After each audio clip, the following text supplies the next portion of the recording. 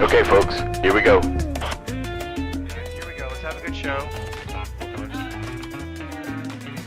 1B, stand by. Yeah. Gas that. Yeah, Take it. take it. Midfield. Just go Take right it. now. Take Go to it. camera 3. Can 3. you Go to the gate. Perfect. Just like that. I'll just go ahead. Yeah. Graphics 2 is going to be up for the first. Okay. Take it. Go right now. Go to camera 3. Go. Yep. Can you go to the gate? Perfect. Just like that. No music. I'm going to hand to Q. Sophie. Wait for it. Wait for it. Wait for it. On radio in the Canal Zone. All right, guys, mic check. Yep. Go ready. Okay, Ricky. Mike. Yep, I am ready. Wait for it. Wait for it. Willie, mic check. Yep, let's go. 1B, stand by. 10, 9, 8, 7, 6, 5, 4, 3, 2, 1. and we're live. Okay, and go for it, guys.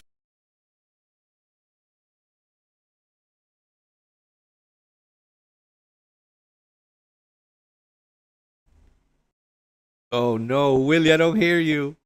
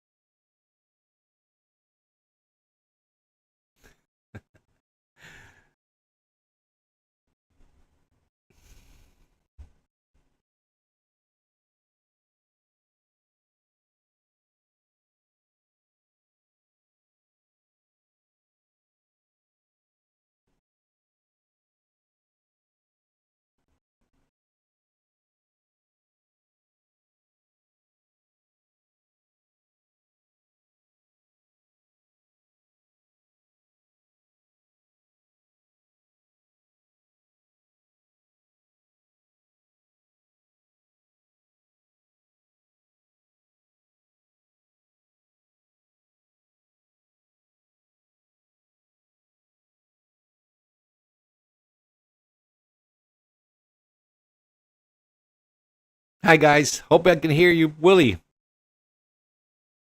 I can't hear you guys. I can't hear you.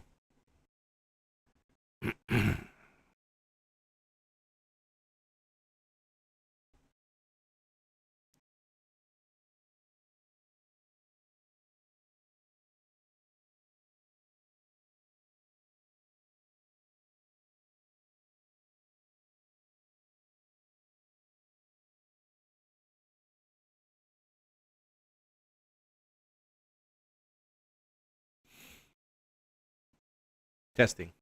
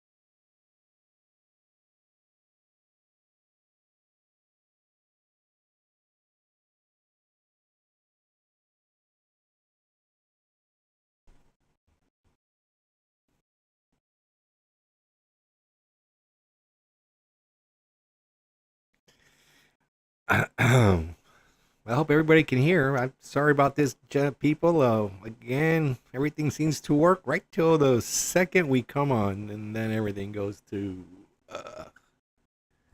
problemas. So just bear with us a little bit. Hope you guys can hear me.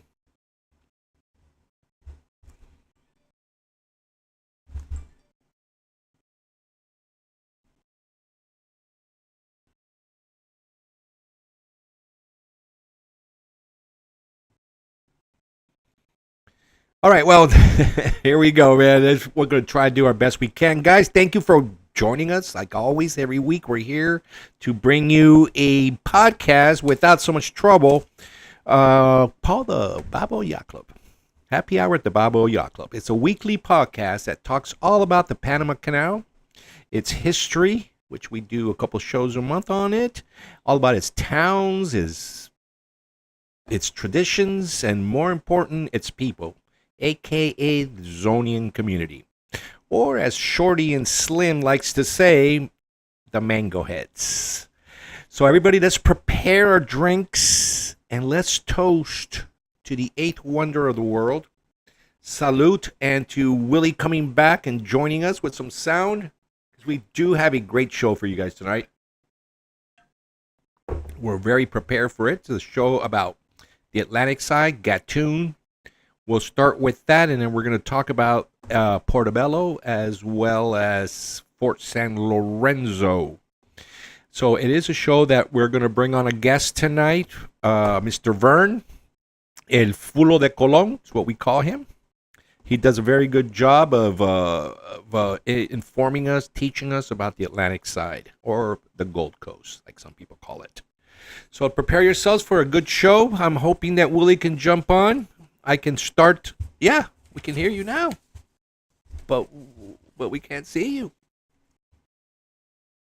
He's fixing something. Anyways, guys, so the show tonight, once we get through this and once we get through our announcements, we'll bring on Vern and get this documentary on tonight about the Atlantic side. So since I don't control the videos and that, we're going to just jump right into announcements. And as you know, we've been having the Panama Canal Museum is looking, guys, for yearbooks. Now, they have most of the Zonian yearbooks, but if you guys do, anybody out there has Zonian yearbooks from the 1916, 1917, I mean, these are old, or 1923, that's what they're looking for. So if you want to donate that, please do so to the Panama Canal Museum. Also, El Pacifico, I don't know which one that would be. I imagine that's Atlantic. No, that would be the Atlantic side, of course. El Pacifico, 1952, 1953. And Caribbean, 1919. So these are all schools that don't exist anymore. They're probably 80 feet underground in Gatun. Also, the Canal Zone documentary has been putting out a lot of information on, especially on Instagram, which is where I normally see them. He had a good post on the schools. Can you guys hear me now? Yeah, we can hear you. Well, no, you can, but hopefully they can as well. Yeah, and he did a good job on the documenting the schools on the Atlantic side. Rainbow City High School. I don't know if you guys ever remember that, but I do. When I was in Corundu, our soccer team played against them. But other than that, yeah, there was kind of a quiet high school that I really didn't know much of. But before, guys, it became Rainbow City. It was called Silver City, because it housed most of the canal workers during that time. So that's on the Canal Zone documentary on Instagram.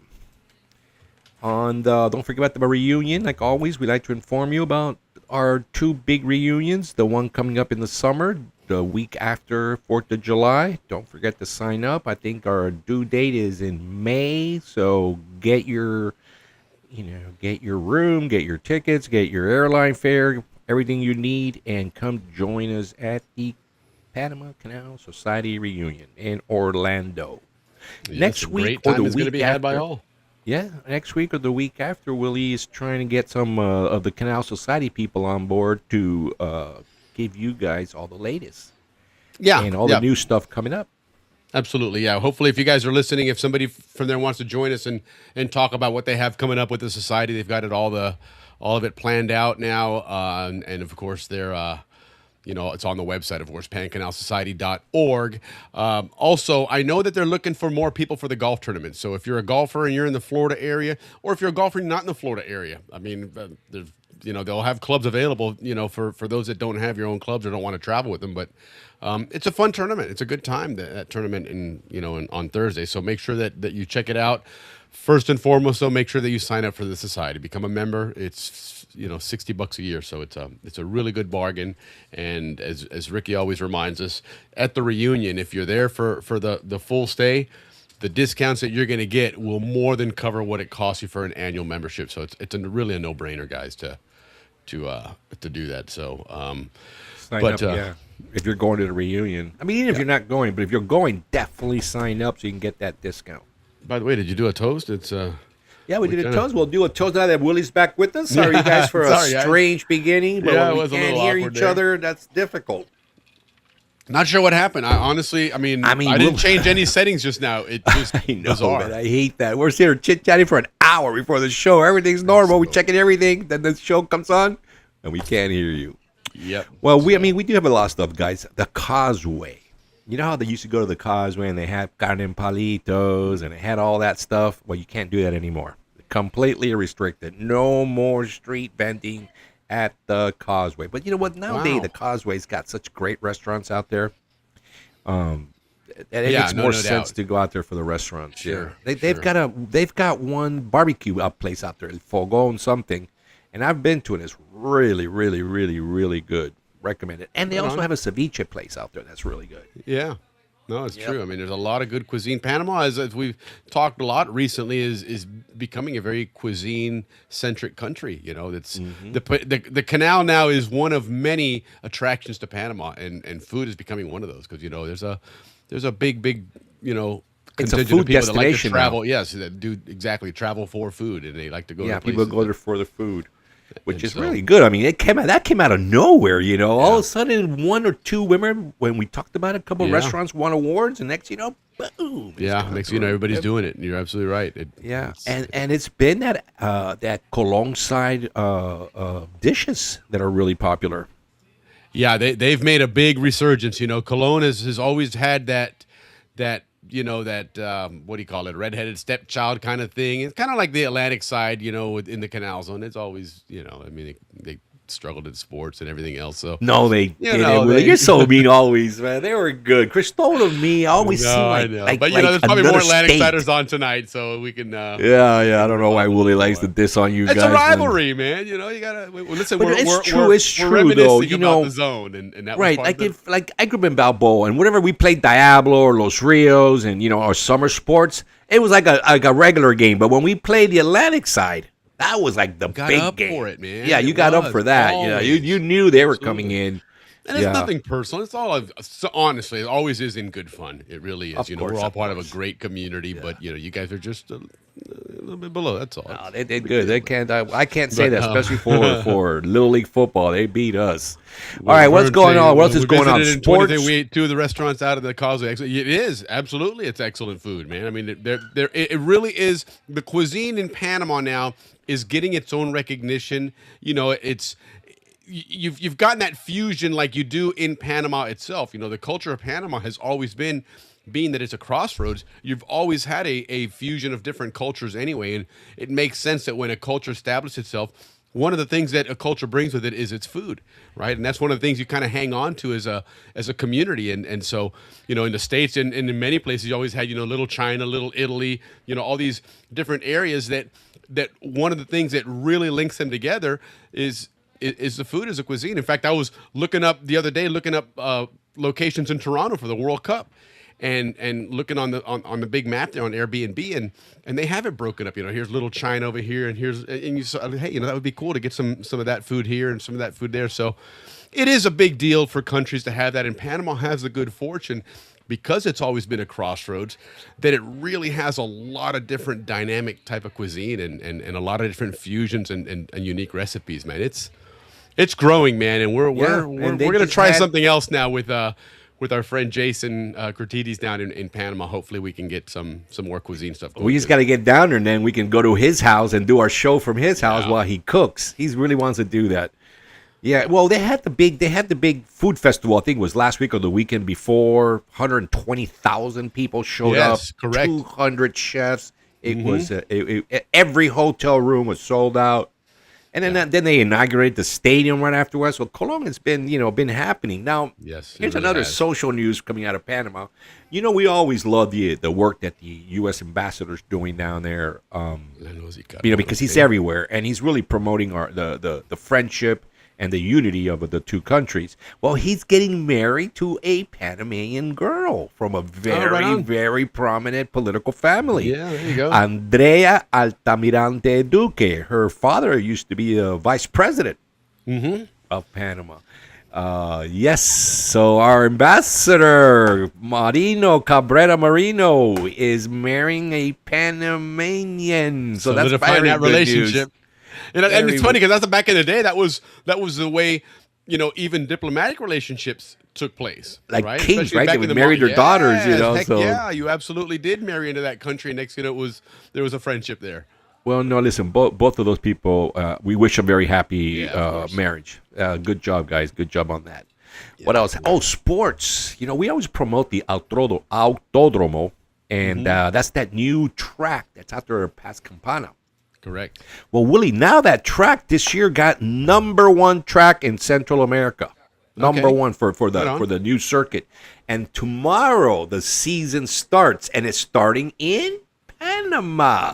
Okay. So, with all the complaints on F1, I don't know if you've been hearing it, or if you guys out there have been hearing horrible. It's horrible. Garbage, people don't even watching F1 They're anymore. Ruining it, man. So these are the series that people are going to be watching now. The GT Challenge, the Porsches and the Lamborghinis and those Porsche. Is it Porsche or Porsche? Porsche. Well, Porsche. Yeah. So Panama, the GT Challenge tomorrow, season opener. Nice. Winnie, on Wednesday, something like 10 or 15 other cars went down in Cinta Costera. It was really cool. And there's a lot of the Panama TV networks and stuff broadcast and they stream live on YouTube. It's it's not uncommon. So every so often when some of these things come on, go on YouTube and you'll find a lot of stuff. Oh, especially sports. Yeah, exactly. You can find them all on YouTube, man. It's Yeah. really cool. Yeah. And then what else is going on? Panama's GDP came in 4.4% up. I mean, they're normally they got much higher numbers, but still, it's unemployment's still killing them. But 4.4s, they're growing. Ports, we love to keep you updated on the ports. Let me tell you, the Chinese are escalating, and our president first had to take on Trump, right? We're taking over the Canal, and he did a great job of managing that. Yep. Then now he's taking over the other Chinese, so he's got to take on the Chinese as well. And believe me, he recognized that he's not up against some chump country. He recognizes that China is very powerful, right? But the Chinese have escalated, right? So two things have happened in the last week from when we reported last week. First thing is there was a due date coming up for the appeals, but like in any other lawsuit. Not that I'm an expert on this, but I kind of am, unfortunately. But he stayed at the Holiday Express one time. Yeah, exactly. You always get extensions, especially the first submittal. You get an extension because you probably haven't gotten your lawyer on board or you haven't gotten, something. So getting an extension is totally normal.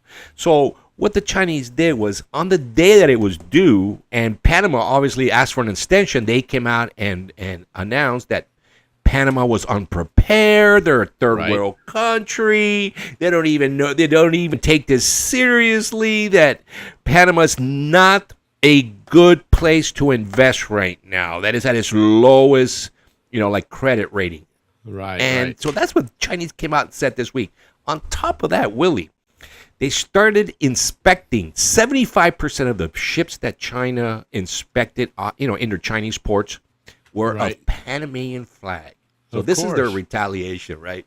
So they're angry, right? So they're just making the shipping companies everybody miserable. Correct. And so, Panama's been quiet. So now Panama has responded. Molino has responded. First thing he said that's Thursday morning, because this stuff all came out Wednesday. Yeah. He called the Chinese fake news. He goes, those guys are nothing but fake news. He goes, second, I'm going to release the files. Speaking of files, I'm going to release the PPC file so the country can see all the stuff these guys have been doing. And in all fairness, Panama's had a black eye with the whole Panama Papers for years, so they're more than happy to show people that they're not the only one that was playing these games. Well, and so it's so I mean, I don't know what to say, man. It's just that Molino's doing a good job taking on the two most powerful nations in the world, and he's doing a good job of keeping it all, he's under representing wraps. his country well. They hired they got a new lawyer on board, not from Panama, international lawyers, so that's all good. So we'll keep reporting on that the more news comes out, which is actually weekly. And then Molino is not only taking on the Americans, the Chinese, but he's taking on everybody. He's letting the Europeans know, either you take us off these stupid lists, or you're missing out on all these projects we're doing in Panama. Some of those projects are like ports, airports, railroads, subways, dams, you name it. There's a whole bunch of projects that are coming up that Europe would love to participate. But Molino's telling them now, listen, you take us off or you're not participating. So the Europeans responded by saying that we should have a relationship aside from the list. Right. So now we're going to wait and see how Molino responds to that. Like, we're going to keep you on the list, but we still want to do all your projects. I don't think so. Well, yeah, right. That's what's going on in a world of political power fights in Panama. Something else that I want to bring up that's been on the news, we've had this jungle training school, forever in the Canal Zone. And then now it continues till today. The reason why I'm bringing it up is because it's been on the news, and something that caught my attention was it's always been the most elite training school in the world till today. Right. All right, till today. And some of the things that this school has done is it trained the first astronauts. Buzz Aldrin was trained at this school. Of course, all the elite military units are trained there. Yeah, my dad went and filmed some of that when he was in the Air Force. Some of that stuff. Yes, as well as military pilots from all branches. Go to that school. Now, Willie, the guy that teaches this, right? This indigenous knowledge, jungle indigenous knowledge. Right. He was from the Embera tribe. Okay. And I hope I'm saying that right, because I think it might have like a tilde somewhere around there. And his name was Manuel Antonio Sarco. Very famous guy, because he's the one that trained all these people in navigation, edible plants, and survival techniques. Okay. So people always ask, now what does the moon have to do with jungle training? Right. So of course I looked into it, because I was also asking the same question, like what jungle techniques can you use to survive in the moon, right? Well, it was for in case the capsule landed in the jungle and how to survive until they were found. And that's the reason why they did that, because it was all contingencies. Yes. So it had nothing to do with actual survival in the moon. It was just for that. Yeah. No, so that was some good. Yeah. So one of the most unique schools in the world. It combines military science with indigenous knowledge of the jungle, and it's till today one of the most elite military training schools in the world. And right now they're still training people there. I think that now it's called Fuerte San Christopher Columbus. No. Yeah, Christopher Columbus is what the fort's now called. And I imagine, down the road, as we see what's going on with Balboa, where that's going to become a special forces town, in essence, that I imagine a lot of that will be moved there so they can keep it all in one location, more centralized, probably better organized and whatnot. So that's interesting how that's evolving. But, Panama has played that role for a long time, right? It's been vital right now.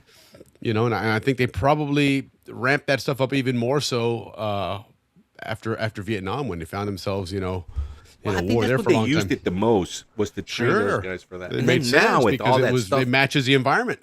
correct. And now with You all know? the stuff going on with the cartels, you know, so they're training even Yeah. more right now. Right.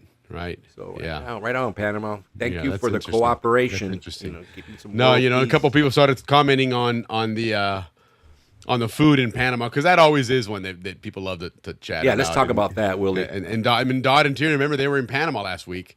They were over at Frank's place in Toboga for a bit there. Oh, sorry, And- Willie. Ranchito, the way better than our opinion. Yeah, Ranchito. Yeah. Oh, out there in the Causeway. Yeah, Cause I've been to that one. That one's been there the longest. By the way, guys, I learned something new the other day. Speaking of those words there, right? Last week we ate at Mi Ranchito, and the other one I'm assuming is Leños y Carbón, right? Because Leños is is wood. that's the one in Causeway. Leños Right? y Carbones, right? So on Windows, I don't know how you do it on a Mac because I'm not an Apple product person, but on Windows, if you hold the Alt key down and you use the number keys on the right, Alt 164 will give you that ñ. So when you type that in, so it doesn't say Leños, so it will say Leños y Carbón. So you type in LE and then hold Alt 164, and it'll put the N with a little tilde on it, and then you keep typing the rest of your letters. So Yep. yes, and now you know. Pickleball. Yes, pickleball's taking off in Panama. Big, huge thing. You know, That's taking off everywhere, man. yeah, it's huge. Here they're trying to. The Europeans do one thing called paddleball. Like it's called padel, I guess. Very Or similar. paddle. Very similar, but it's more like racquetball because they have the four walls around you. They got the walls around you. Oh, okay. And you can play off the walls. That's Yeah, the pickleball is difference. more like tennis. Yeah, but or ping pong. Or something even like on the cruise ships now, they're getting rid of the basketball courts and replacing them with pickleball courts. Yeah, because that's what yep. people There's, like to play. There's a lot of I know this is not Canal's one there, but there's a lot of in California now, there people are fighting for. They don't want those pickleball courts anymore because you know all the. They blew up.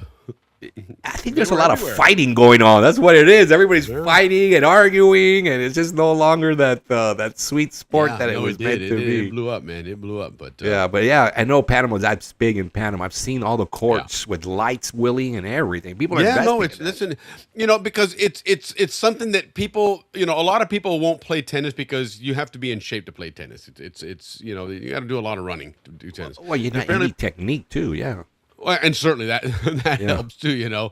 But pickleball is that version of it. Anybody it's can play slower. pickleball. It is. It's very easy to, you know, you're not hitting the ball at 100,000 miles an hour, and it's Right. not a long It's just court, like- so. Yeah, right. And so you know, it's a lot more people are getting involved in it, and it's an easy gig, but it really has blown up. It's everywhere. Like It's I said. social, right? It's very social. know, But it yeah, doesn't go thanks away. about that. Any other info on Panama? We'd love to hear it.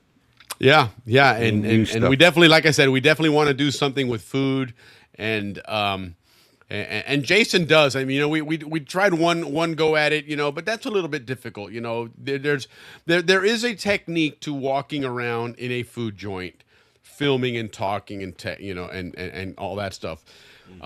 But if you're friends with Jason Cratides on social media, the guy is an amazing cook. And he loves to showcase his cooking. He takes pictures and he posts them all the time of all these great meals he likes to do. So He fuses his Greek with his Panamanian with his that. You know, he's always fusing but he's serious things about it. I together. mean, the guy really puts technique into it and stuff. He likes his food. I mean, you know, even the way he describes it a lot of times, you can tell that it's not just, you know, let me just throw something in there. Oh, this is pretty good. Try this out. You know, he wants to make a dish that's got, you know, it's legit, man. But anyhow, so we're gonna come up with something because we all Panama want to get into even this. back in the Zonian days, you know, the cuisine in Panama was recognized. There's certain things that were, you know, we talked a little bit about it once recently on the show here. You know, bollos and tamales and carimañolas and you know, I was all hungry. all that stuff. You know, right? So, but now, I mean, you know, the know food what, scene's Willie? exploding, man, and so. We're still in an announcement. You know, the reunion always has, at all the parties, has Panamanian food there. Hey, what's up, Yeah. Chris? What's I up, had Chris? dinner last night with Mr. Chris. Good to see you last night, Chris. Yeah, Chris I know was on the West Coast he's either last night. he should be on the air. I thought he was. He probably traveled earlier, but yeah, he He's on probably just autopilot. landed. He was in San Francisco last night. Oh, Had he's dinner the with captain. me He's and- like, hey, take over, man. I got to chime in on the show. Yeah. Well, he actually does. I told him how he sometimes he's just waiting for his next flight, and he's just on the cockpit watching us on the show.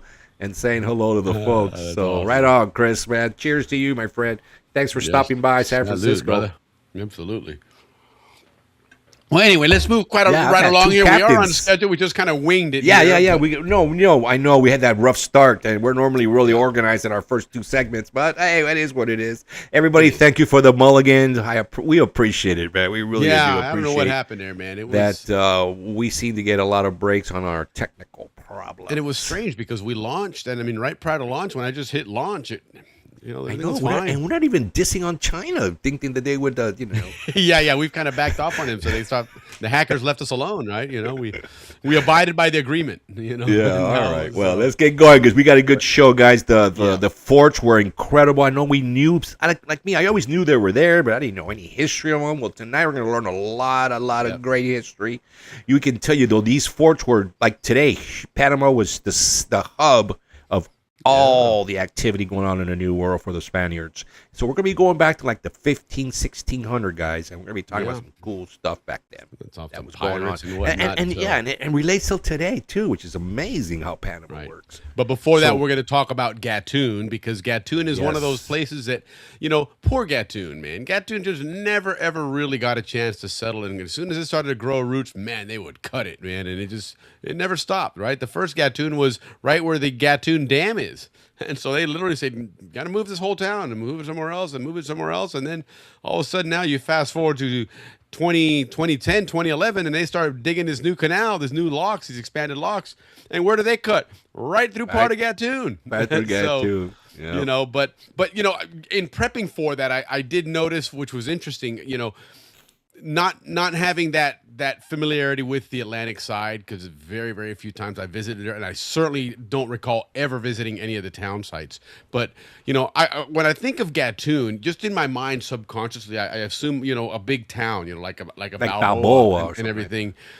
But Gatun wasn't that big as far as the housing, town site that was there, when we were around in those, 60s, 70s, 80s and whatnot. But it is interesting to see how it was really impacted directly by that canal, right? Which is kind of ironic that happened, and prior to that, when we built the original canal, many towns were displaced and moved. 80 feet underwater. Yeah, right. And so it happened again here, right? And also that's amazing that there's not like a scuba club out there, or maybe there is that we don't know about. But you don't hear about many scuba clubs going out there. We were going to talk about that last week. With Lance. With Lance, because that's one of the things that he mentioned when we were doing show prep. And he did a lot of he dove those he dove towns. the houses in the lake. There's houses down there, guy. Well, I don't know how long they lasted, but there's actually houses. And by the way, guys, we got that whole technical issue fixed, and so we were gonna just bring him back in April. But you know what? We decided we're gonna do. The month of May is gonna be Panama Canal month for us. So the entire month we're gonna do nothing but Panama Canal shows, like history. So we're going to have Lance Wiskowski join us from the dredging division and do that one the proper way, because we were winging it, right? We were getting our AI we needed information. Lance was the man. Right, we need the expert, right? We're going to have Jim Duffus is going to join us and talk about the Gatun locks, right? All the workings of that facility. We're going to have Andrew Eftimitis join us and give us a Panama Canal pilot report. And fingers crossed, I'm going to try and get a hold of David Cohen, or if not, somebody else that can join us from like the tugboat captain, division to talk about that. So every one of the episodes will be all about the actual Panama Canal itself. So May's going to be a really, really cool, just pure Panama Canal month. I'm looking forward to that. But are we going to do at least one dictionary segment? Because we are, I think we could do one probably every one of those. We could put those in, because there is dictionary in there. Cool. Yeah, sure. Because in fact, there's a new trivia machine that's available now for the platform. Made it a lot easier. They must have read our we don't have mind. to use an app and all that shit. There's no lag and all that. It really it goes as you see it. So scan the code and all that BS. None of that garbage. So that should be fun. But yeah, Kieran, my house in Gatun is long. Well, we're going to pull up some maps. We're going to look at Gatun, the layout, what it looked like back then, what it looks like now, and see where those houses were, because a lot of that, my guess is as good as yours. And again, because Gatun and the Atlantic side didn't have the same prominence that Balboa, being the hub of the canal, was. No, all seriousness. There's a lot less pictures of neighborhoods in the Atlantic side than there is. I'm gonna touch on that's cool, Willie. Let me tell you what. If you go online, Cristobal High School used to be a submarine base. Yeah, I understand all that. What I'm getting at, though, is because I spent all week looking stuff up of Gatun. And when you try and get pictures of Gatun, the neighborhood, there's very few pictures out there. You really, you have to know people in the Atlantic side that took pictures of their neighborhoods. I get you. But, even CZ Images, which is, the repository of all things Canal Zone as far as images go, they're few and far between, especially the neighborhood. The Gatun area, Mount Hope, the cold storage, all that, tons of it, right? But the actual neighborhoods of Gatun of like the La Boca roads, the Balboa roads. But if you do the same thing and you look up, if you type in Balboa Canal Zone in Google Images, my God, there's 1,000 images, right? And all so right, that's all. Here's a trivia. Anybody out there know what the Breakers Club is? The Breakers Club. The Breakers Club. Let's see if any of you Atlantic siders know anything about the I would Breakers assume they would Club. know. They better know. They better know. See, like those are the people it's in our dictionary that were library. breakdancing. They wore the Adidas sneakers with the wide laces in the 80s. That was the Atlantic side guys? That was the Breakers Club. Oh, really? No, the Breakers Club is a social. Over his head. You see that guy's that thing? You couldn't even. It went so. Oh, really? I mean, I'm like that. Sorry, man. Sorry. All right, you guys ready? Anybody out there want to know what it is? Dime. Okay, it's a social club in Coco Solo, facing Manzanillo Bay waterfront between the elementary school and the lagoon swimming beach. I mean, that sounds cool. Originally a U.S. Navy officers club with a bowling alley downstairs, a bar, and a restaurant upstairs. Sounds pretty cool. Its popularity declined after the Coco Solo Naval Station reverted to the Panama Canal Company. What? I thought the Zonians would make it even a lot that's better. One of the things that the Atlantic side did have was it seemed to change a lot, right? As far as what was American, what was Panamanian, what was military, civilian, etc. It seems like the Atlantic side did more changing than the Pacific side did, for whatever. Yeah, so it was like the American Legion. Where they had the bars, the restaurant, everything. Yeah. But they knocked it down in '78, so it was pretty popular in the late '50s. There's your Atlantic side trivia, guys. So There's if you your got trivia, it, man. fantastic. If not, The Breakers Club. You know now. But let's get some real Atlantic side coverage going here. Well, of course, we're going to pay our bills and talk to some howler monkeys here, and then we're going to get our friend Vern Couturier on that's going to talk about Gatun. Gatun, I wouldn't say then and now, because the then was not way back when. We're going to touch a little bit about that history, but really was that time when these guys grew up and it was their stomping grounds, and then moving forward to this new canal, the expansion came in, and a lot of that disappeared as Tiernan just chimed in and said her house is no longer there. So, but then we're going to go some places that Vern, went to visit and explore, which were the two forts, Fort San Lorenzo and Portobello. There's some great history from both of those, and so that should be a lot of fun. But let's get some howler monkeys on here, and then get Vern on here. He's waiting diligently. We're still looking for our Howler Monkey Hot Sauce spokesperson. Just got an email from Panama. You've got mail. Hey, I'm Mac, and I grew up behind Howard Air Force Base in Panama. I can talk about hot sauce. On pizza, uy, que rico.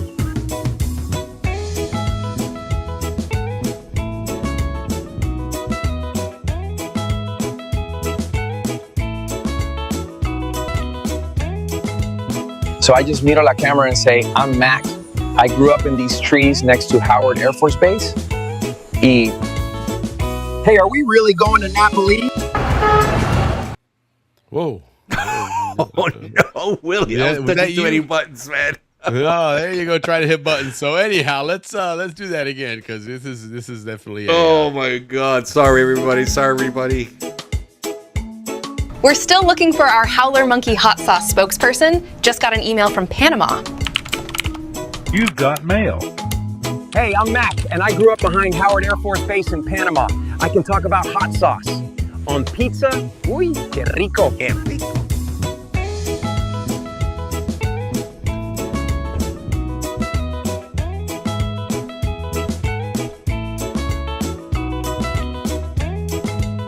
So I just miro la camera and say, I'm Mac. I grew up in these trees next to Howard Air Force Base. Hey, are we really going to Napoli?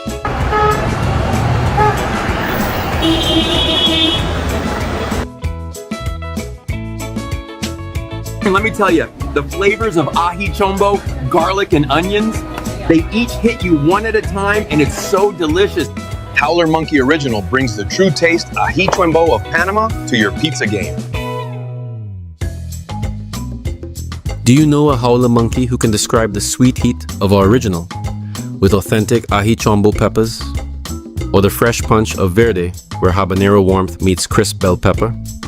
How about the bold tang of Amarillo, yellow Scotch bonnets blended with mustard seeds? And of course, our hot, the same great flavor as original, fired up with red habaneros for that fire. Our sauces are all natural, no preservatives, gluten-free, pure flavor and pure fire. Are you the next Howler Monkey spokesperson? All right, there we go. So now we are back with no more button pushing here. But hey, you know what? It's part of the train wreck Friday that we've got going on here. But now things are going to go in a much better direction. Vern Couturier, our Atlantic side expert, is on here with us. So things are going to go nice and smooth. Yeah, I'm putting my hands in my pocket, man. I am not touching any more anything. That's all right. Just got a little more airtime. Vern, how's it going, man? Happy Friday to you. Thank you. You too. Yeah. Happy to have you back. You know, we do a lot of ribbing on the Atlantic side, and that's just like I was telling Ricky earlier. That's part of the tradition. We grew up, you know, ragging on each other, and that's part of the zoning experience. But truth be told, we didn't live over there, so we don't know a lot of it. You know, even from just visiting, it's hard to, you know, you never get the full picture of something until you actually, you know, we're stomping your grounds there. So right. Well, I didn't live in Gatun. I lived in Margarita the whole time. But I spent a lot of time over in Gatun. Had my first job in Gatun also. Okay. But so I see that Tiernan is on here. It looks like. It looks like maybe she lived there. Yes. So yes. I'm hoping she might chime in on some stuff here, because I mean my knowledge of Gatun is kind of what I read this last week to a certain extent. Right. So I'm hoping that she can help us out a little bit. Now let me ask you, because you also spent time on the Pacific side. So in relation to, for example, Los Rios or La Boca, in size, was Gatun bigger, smaller, about that same size? Oh, I would say Gatun was smaller. Okay. It seems like it was pretty small. Yeah. You know, you kind of prefaced this earlier about the fact that Gatun has went through so many changes. Right. Movement. I mean, just like you said, it seemed like as soon as you got settled, they told you, well, you got to move over here now because we're going to use this. You know, I mean, and so, I mean, there was a time, you know, obviously during the construction especially, but even going back to when the gold rush and so forth, that Gatun had a much higher population in it than was during the time that I lived in that area. Yeah, I actually pulled some stats on that. Was interesting. It really, even in the they mentioned it several times that there was a purposeful depopulating of the Atlantic side, right? And part of that, you know, and Gatun was one that I mean, it dropped by almost 60-70% the population at one point. Right. You know, and that area, I want to be careful here that I don't make it sound like I know something that I obviously don't. But that's all right. We do that all the time here, man. It's no big deal. But I'm going to make an assumption that that area where they dug for the back in 1939 and 40, when third locks, trying to dig for the third locks, that there was housing in that area that they got rid of. Oh, so they got displaced even back then. Little pictures. I think that's where a lot of the population was of Gatun. Wow. And then you got Fort Davis directly behind there also. Sure. And some of those pictures that I shared with you, I don't know if you're going to use any of those, but Yeah, we've got them at the end. We'll pull those up to give some yeah, context to what you have Fort here. Davis in the background in a couple of those, and it was it. And so I think that again. And then I shared a picture with you that was from 1928, I believe. Right. That they still had the original housing for when Gatun was first after the locks were built and so forth. And they tore all those down and put in new housing. Very similar to what they did in Balboa, where in Balboa, you look at prior to 1930, the whole area that was referred to as the Balboa Flats, I guess it would be technically east of El Prado and the admin building, all that, all those houses there, even the layout of the roads was totally different, and they had the taller wooden structures, the multifamily, and they all that got torn down and completely redone. So that's something that, the Canal Zone several times has gone through these changes where they've, and Ricky, this is kind of right up your alley there, the whole city planning and architecture and everything, and saying, hey, we're going to do this now. And I mean, they really just gut the whole place out and start over. They certainly don't half-ass it. That's for sure, man. When they make a change, they do, man. They don't. Yeah, play. La Boca's a good example of that. Went from a silver town to I guess the elite, because all the people with the top jobs lived there.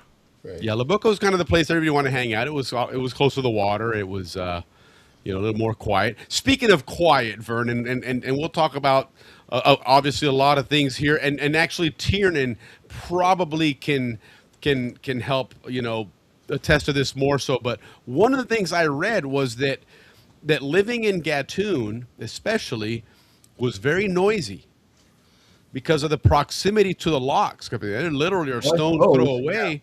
That makes sense. You think about, perhaps similar to Pedro Miguel and parts of Paraíso, where you have them near the locks as well. But in Balboa, in all those areas, Diablo was on the water, but the Miraflores locks are still a ways away, and Los Rios was off the water. So we never had those issues. On occasion, you'd hear a boat horn or something. But yeah, a foghorn. That's what I was going to say. Every once in a while, you would hear a foghorn. Yeah, that was about it, though. But yeah, I remember in my experiences of being on the water in our family boat and so forth, and the tugboats and the ships were communicating with each other using the horns all the time. Sure. So I can imagine that. Gatun probably was quite busy all the time. Quite noisy all the time. Yeah, because it's literally right up against the water. These maps don't do it justice, but right on the left edge of both of those maps, obviously they're the same view. Is the Gatun locks? Literally right there. You could hit a golf ball and you'd probably hit it over the locks if you got a good throw shot. a football over there. And look at the houses on the bottom right. Imagine those views. The ones right on the canal. Wow, those are some. Actually, I was hoping to mention that if you would, I don't know if you can go back to that first map you had up. Yeah, absolutely. The AI generated one you had up there. Yeah, you see where it says causeway, and then right to the left of it says emergency dam. Yeah. Yes. Right above the D there, you see those three houses right there? Again, Tiernan might be able to help better with this than me, but my understanding is that those three houses there were highly coveted houses.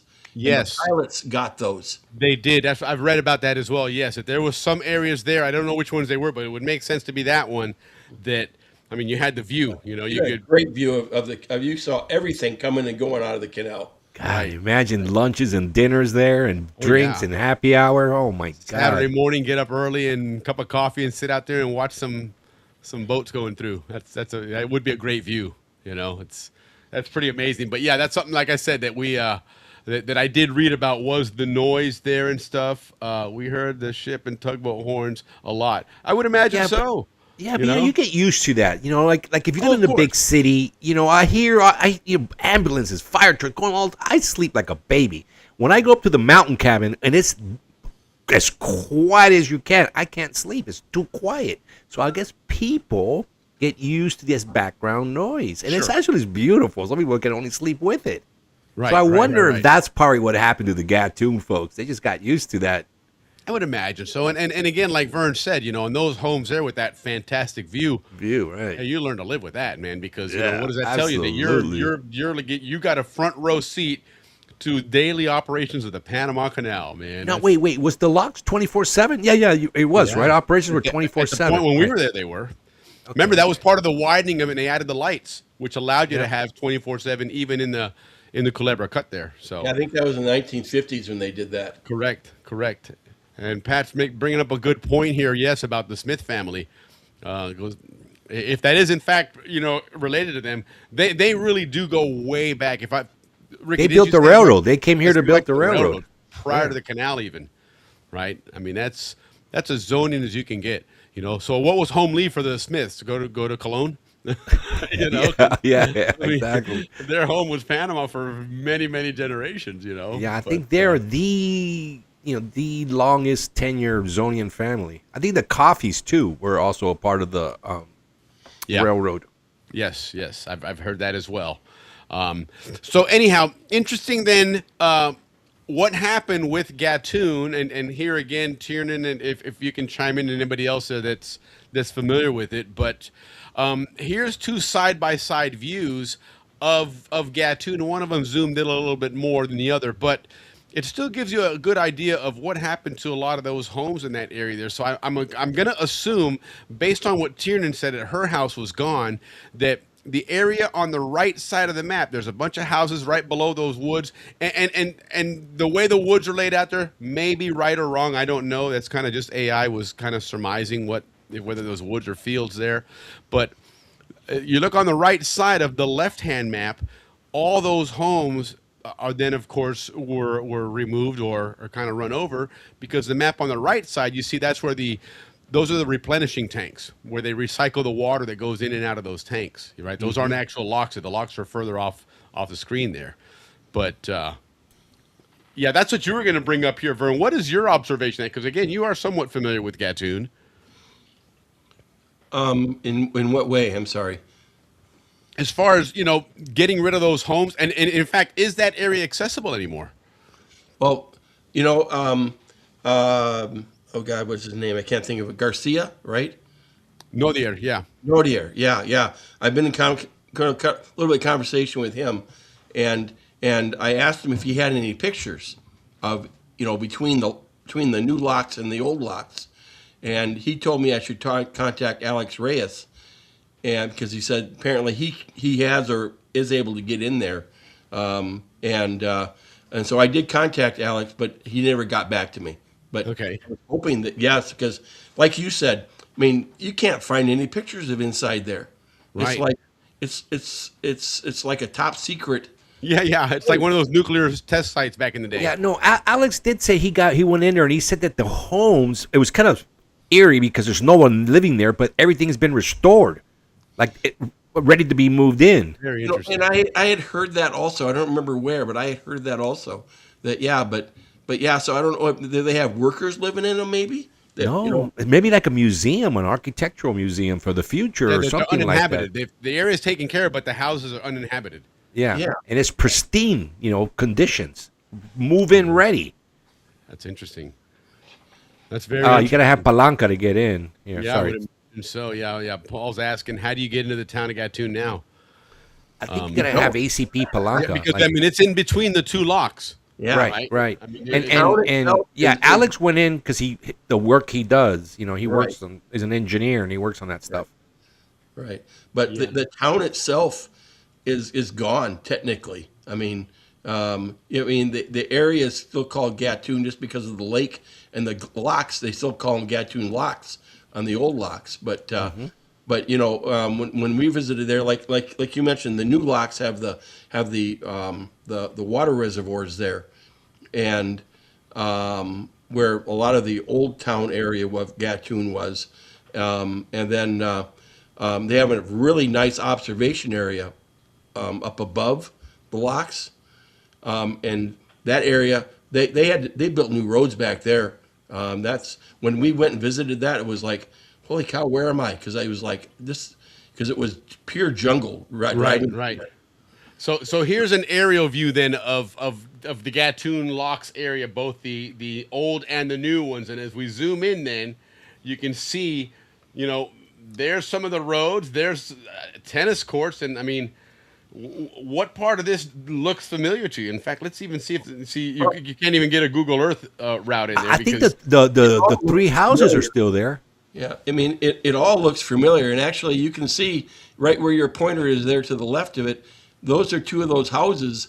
Yeah, looks there should be three there, so I wonder if one of them got torn down. Well, this field here probably was the third one right here. Yeah, but that looks like a spot. Yeah. Cottages that a lot of people wish they were living in.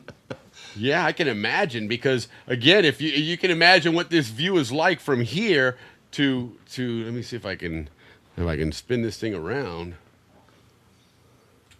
But yeah, you can, that's quite a nice view there. Yeah, and obviously canal. there's a lot of clearing that's going on there that was never there before. I mean, that and your and one of your map it showed Stilson Pond, and that's not even there anymore. I mean, they've totally that's been all filled in for the most part, I think. I think so. I see what you got right there, and I don't know if that's Stilson Pond or not. Right. Well, it looks like if we go back to this one here, real quick.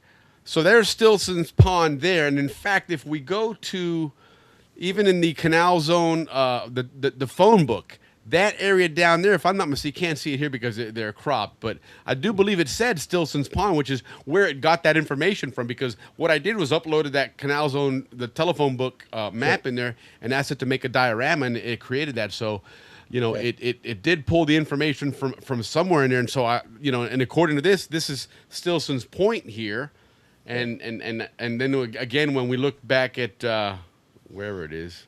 Because I had heard that the pond had been filled in with spoil, so but it sure looks like it's right there. Mm-hmm. So I don't know. And there looks like there's an area here that looks like that would be a pond. Looks like that's it. Yeah. So apparently the information I had is wrong. So. Okay. Well, and some of this does look. See, that does kind of look like it's got a bit of an elevation there. So maybe they did fill it. Maybe it was bigger. Maybe the pond was bigger, and this is what was left of it.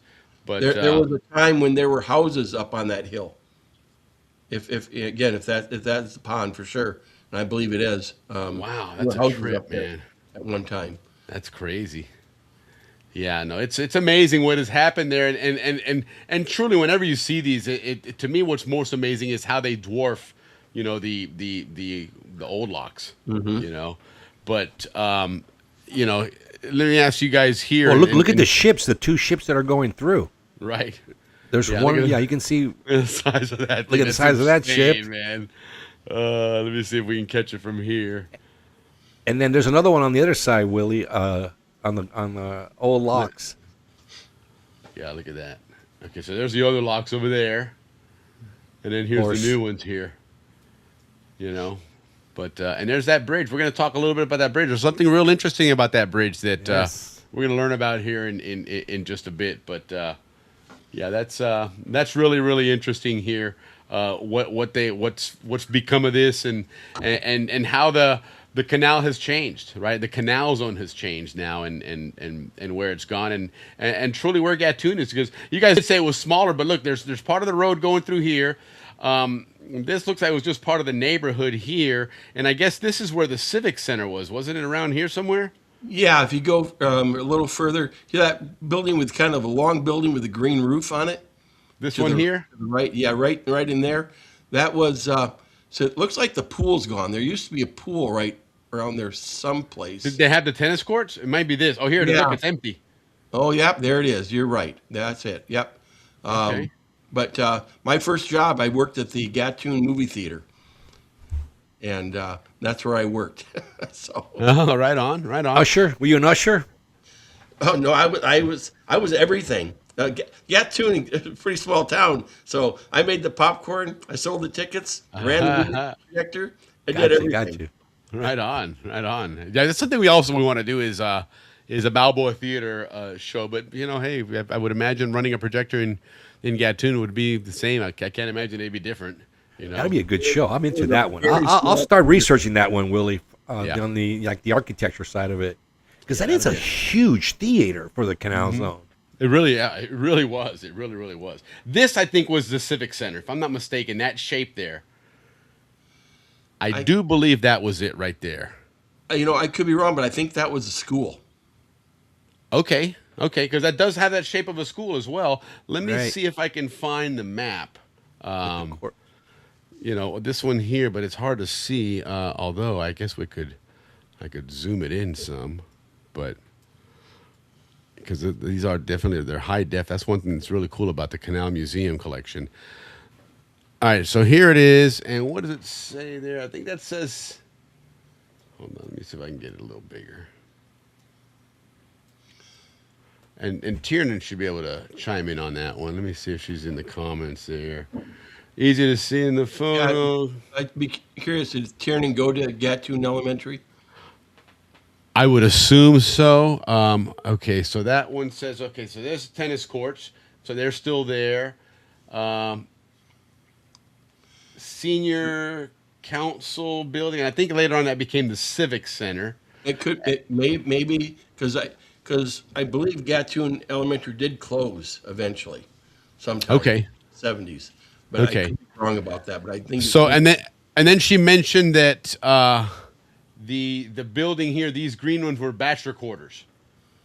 Ah, okay. Oh, they definitely look like that. Yeah. Yep. And there's the pool next to it and stuff. Okay, cool. So I, like I said, I do believe that was the Civic Center. I could be wrong because there's tennis courts over here. You would think they'd all kind of be all together, but nonetheless, yeah, that's interesting how much that went away. I think this strip of land here, and Tiernan, somebody chime in here.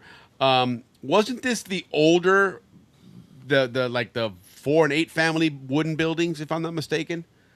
I believe that's what these were here. And those were torn down before the new, Gatun, I guess you want to call it, what they called the permanent Gatun was. Okay, the one with the white roof was the Masonic Temple. Let's go back and see. Okay, this one here, I'm assuming, right? We always have that lag. That's why we always got to keep that in mind when we throw that out there. But so this is a swimming pool. Maybe this is a civic center, or I don't know if that's a Masonic Temple, but bachelor quarters. And then maybe this one up here was the Masonic Temple. And she says she went to Margarita Elementary. Yeah, I see that. Okay. If you missed the movie, that when it played at Coca-Cola, you had 2 more chances. There you go. Yeah, Balboa was like that. I think they ran them from like a whole week. One movie the whole week. Yeah, Paul's chiming in. The progression of movies was Pacific side to Atlantic side. First Coca-Cola, then Margarita, then Gatun. Okay, so you could just chase it around, right? Yep. We always thought Gatun was like the Balboa of the other side. The gym was attached to the pool. Okay. That was a great job because when the rule was that you had to run the movie for 10 minutes, whether anybody was there or not. And if nobody showed up, which was quite often, to be honest with you, then you could shut it down, and I got paid for the full time. So, right on. That's pretty cool. And you got to watch movies all the time. Yeah, right. Because we didn't have Betamax back then. Oh, don't think I didn't do that a couple times, but yeah. Yeah, I bet. Why not? You're gonna hang out. You're getting paid anyway. Might as well hang out and watch the movie. Oh, that's hilarious. Cool. So anyway, guys, this is Gatun, and again, it was a small neighborhood, as we've learned. It wasn't a very big neighborhood, but then again, the Atlantic side, it's funny because initially the Atlantic side was much bigger, right? It was the hub of a lot of the operations, and they just slowly worked their way south, and then that whole Empire area became the central focus of it, the headquarters, the admin building initially, and then as things started to wrap up and they started looking at the more permanent Canal Zone, then it kind of shifted south to Balboa and the Pacific side, and that kind of remained that way. Yep. The other thing that I remember about Gatun was that it's a very hilly area there. Yes, I see that. I do see that. A lot of the houses were very unique in the sense that you would have a sidewalk, and your entrance would be elevated off the sidewalk to your place because your place was actually, as far as the which I'm thinking of, the building supports were down below the hill. Yes. Right. So I mean, it was. Sometimes you could walk out the back door and you'd just go down 2 steps and you're in your backyard, but the front Exactly. door you got to go all the way down the stairs. Mm-hmm. Yeah, that's cool. Yeah. That's very Yep. true. Very true. So, all right. So anyway, guys, this is something that's also interesting here that we're going to look at, a very iconic view that we're going to transition to and talk about before we head over to Fort San Lorenzo and Portobello. But as you go in this way and you start leaving the canal, either direction, either of the two piers there, you run into this bridge here, okay? And this bridge, correct me if I'm wrong, is this then the and hold on, I just wanted to show you this is kind of a cool new view of what Gatun ended up looking like in the end there. Interesting view there. Gives you a little bit more of that perspective. And as you can see, some of those hills there, the little slopes and stuff. But anyhow, this iconic view of this bridge, and is it called the Atlantic Bridge? Is that the name of the bridge? I believe so. That's all I've ever seen. That's what I thought too. And I thought, well, that's interesting because that's the one area where it seems like everything else has had a Spanish or Panamanian name, either changed to or originally built with one of those names. But this one seems to have that English name to it. But this is the Atlantic Bridge. Okay. Really interesting things about this, and I'm not a fan of bridges because I'm very much afraid of heights, and so as much as it would be really iconic to go over these things, one of the things I think of when going to go down to the reunion in Panama next year, hopefully, was even going and golfing, because last year the golf was in I believe it was Horocco or something, somewhere it was on the West Bank. And I'm thinking, man, I don't want to cross that bridge. It really freaks me out because I'm not a fan of bridges. But this is a really cool bridge, guys. It has a world record for the longest span for a 4-lane concrete, what they call a cable-stayed bridge. Basically, a bridge that's held up by the cables from the columns. And as you can see on that image there, it's 530 meters. I mean, so that's 5 football fields plus, all the way across, and your two support columns are on the edges there, so it allows the free flow of shipping traffic, and you really got to go all the way to the edge to be able to do anything there. So it is really interesting, that bridge there and that length there. So again, Panama has an interesting world record there. But have you crossed this bridge, Vern? Yes, I have. Okay. In 2023, when we were there, we crossed over there to go to Fort San Lorenzo and Fort Sherman. Yes. And Fort Sherman, right. And now they're going to build a couple of highways on that side now. One heading out towards Rodman and the other one heading towards... I saw that. I think it's like Veracruz or something like that. So yeah, well, they've got one that they're talking highways. about maybe down the road, eventually getting one that's going to go out by the mines in that area to allow for traffic out there, which Right. eventually will probably connect down south to the whatever you want to call that highway down Highway, Pan American Highway. Pan American. Yeah, Jerry Curtis's race, the Ocean to Ocean, actually, that's kind of like the route they take. It is very similar. Yeah, we saw that the other day when he posted it in our group, and he was like, "Man, you could overlay that route over, and it pretty much mimics that route." So, which means they got a lot of work cut out for. Yeah, the Tarpon Club was a happening place for nightlife. You know something about the Tarpon Club? It was the first social club built in the Canal Zone during the construction days. And I understand it's still open. Okay, right on. We used to go there. I don't ever remember going into the club itself, but we used to go there to put our boat in because they had a boat launch there to go down the same river. We would go there. Okay, right on. And then there was another. It was quite a few because remember, prior to the canal, the Atlantic side was really where the hub of everything was, because you think about it, everything came from Spain and some of their bigger Caribbean possessions, and pulled into some of these older forts that we're going to visit here in just a moment. And then, of course, as the railroad was being built, that was really an Atlantic side to Pacific side, construction, it seems like. And so, the Atlantic side always had that prominence and that first step, I guess you can call it. And it's kind of interesting here, but let's go ahead and get across this bridge then, and go visit a few places that that you're familiar with that we're going to talk about that are really historical, way before there was even any thought of a Panama Canal. In fact, some of these areas, you know, the Pacific Ocean was barely even known at that point when some of these places, you know, came to be, but they were very, very prominent, very important places for us there. And these are the forts of San Lorenzo and the fort or the town of Portobello. And so here we've got a map of the Portobello area, because Portobello is, you know, it's very iconic. When people think of Portobello, they think of the photographs, you know, of that long walkway, that wall that has all the gun emplacements, you know, and so, you know, if you're not really familiar with the area or the map, that actual wall is about in the middle of the town here that you can see. There's a little part that juts out, and that's actually where that piece is. But this is Portobello. So, you know, give us a little background on Portobello, you know, as far as its importance to Panama and trading and whatnot. Well, Portobello, you know, like I mentioned to you earlier, you know, when I was there in 2023, we never went out to Portobello. That's right. But when I was a kid, I used to go there right. a few times, well, quite a few times actually.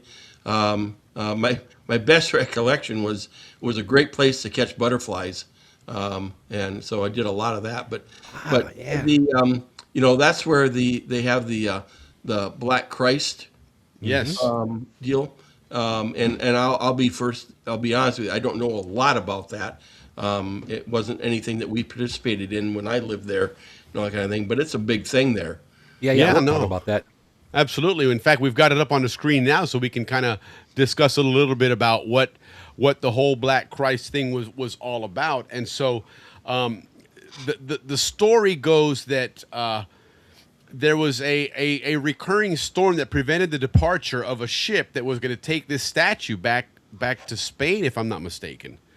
Correct. And Ricky, but you Willie, know better than I do. You go ahead. Yeah, Willie, before we get started, Portobello, guys, the two forts. One was to protect the Chagres River, you know, and to get into Panama City. Yep. And Fort Portobello was actually a bunch of fortifications, right, from San Geronimo and a few other ones. Portobello was where they stored all that gold that was coming from, you know, Mexico and Peru and from the Pacific, and then they would, you know, bring it to the Las Cruces Trail and then store it at Portobello. So Portobello was where they stored the goods, and San Lorenzo is where they protected people from coming in. And something else about San Lorenzo, which we'll talk about in a minute. But Portobello was where all the goods came, and then they were put together and then shipped out. So the statue was part of that process where they were putting them together and sending them to Spain for whatever reason. And for what I understand, it was 2 times that the ship sank, and then the coffin floated back to Portobello. Not once, but twice. So that's when they decided, or so, I could have been more, but then that's when they decided, you know what, this guy belongs here. This is meant our to guy. be. Yeah, this is our guy. Yeah. So that's a story. Yeah, the statue that refused to leave, right? It says a shipping mix-up, and it was carved from cocobolo wood, which is a very hard wood, very dense wood, dark brown, heavy wood, and you know, you're talking way back 1658, and so because of this, and you know, back in the day, you know, this predated science in a lot of ways, and that's where a lot of times a lot of your religious traditions and cultures and whatnot evolve from, is because something happens and a big event occurs, and when you can't explain it, then you kind of give it a divinity lean to it, right? And so this became one of those things that said, hey, this is special, it's meant to be, it's a sign of God. And so, you know, it became a tradition that evolved into something that is still done today. You know, and this is done, I guess, in October, right, Ricky? In October. And you know what? It was actually built under Philip II, King of Spain, Willie, in the 1500s. So this thing has been around for a long time. Yes. Yeah, no kidding. Late 1500s, but, you know, still 1500s. And then later heavily reinforced in the 17th century, you know, because of Henry Morgan and all those guys. Right. Pirates. Yeah, no, absolutely. Several pirates that have a history in that region, and some that Henry Morgan we always know because that's that's like the Panama pirate, man. That's the pillager and plunderer of Panama. Yeah. But Sir Francis Drake also did a lot of that stuff here, and in fact, right off the coast, right on the opening of that inlet for Portobello, there's an island named after him, and legend is that he was buried in a lead coffin or lead-lined coffin and dropped in the water there, and that he is somewhere out there in the water still to this day. Yeah, I heard that also. Yeah. Yeah, so interesting stuff there. But going back to the Black Christ, a couple other interesting things about it. The saint that they, I guess, made or came out of this whole legend and story then was the patron saint of criminals. Okay? And so, as it says here, thousands of maleantes would seek forgiveness from El Nasa. Or El Nasa, I don't know how you pronounce that, but that was the patron saint of criminals. And one of the ways that they do it, and they do that whole penance thing, right? We're in the middle of Lent right now, and you sacrifice something or you give something up, whatever it is, during the time of Lent. And so that's always been a big part of a lot of religions, is doing something, to please, the God or whatever the case is. And so one of the things you have here is that pilgrimage. Right, and so you have a 53-mile walk every October, all the way from Panama City, up to 80,000 pilgrims. So if you're driving down the Transisthmian up to Colón from Panama in October, be on the lookout, right? Especially at night because they're all wearing purple. 80,000. That's a big group, man. They ain't playing, So. But that's really an interesting story that still continues today, right? Because you're talking 1658 when this whole statue came to be and its whole story, and here you are in 2026, and they're still walking a pilgrimage, to the numbers of 80,000 people in order to do this thing. So midnight procession, 8 p.m. start. 80 men use a stunted step. Not sure what that means, but apparently that's part of the ritual. There is something they do at 8 p.m., maybe carrying up the statue or something to that effect. But it'd be kind of interesting to look up some more information on that and see what that's all about. Or maybe like those guys that whip their back and they're walking. Yes. Maybe something like that. That's kind of what it sounds like. Maybe it sounds like something like that here. Some YouTube videos or whatever showing them. At Portobello, man, a lot of history. The Henry Morgan raided it 1668. Right, and it was a small force too that went in there and did this surgical attack, and then it was the start of a bigger operation. And then 3 years later, he went down the Chagres and ransacked the Panama City. Right. And let's pull up some info here that our friend Akita from Japan is pulling up here. And good morning, Akita. Good to see you on Akita. Here. In 1860, Japanese samurai risked their lives to bathe in the fresh water at Portobello's river mouth to cleanse themselves. A brave piece of history. That's interesting. And that's something we're going to have to maybe do something, Akita, and maybe get some Japanese history, because there seems to be some very interesting ties between the nation of Japan and those early periods of Panama and Colombia history, I guess you could call it, right, with the railroad. Why, Willie? During World War II, they had this plan to attack it, and at the end, they never did. They probably said, you know what? Not the canal, man. Well, not the canal. That place is sacred, man. I have a feeling. That would be the case. Who knows? That would be interesting if that was the case. But there is a very unique history there, and yeah, I would love to talk to you about that, and maybe we could put some Japanese Panama Canal history together, because I think there's a couple of stories there as well. Yeah, I think so too, man. But no, still, it's that fort has always been very, very important for world commerce from the Spanish Empire. I mean, today is not really involved with much world commerce. It's more of a tourist place. But during the Spanish Empire, that was both those forts were one of the most strategically important, absolutely, forts of the Spanish Empire. Yes, I mean, you were almost entirely, all the treasures from South America were funneling out through Panama, through the Isthmus of Panama, so it really, really was a place of importance.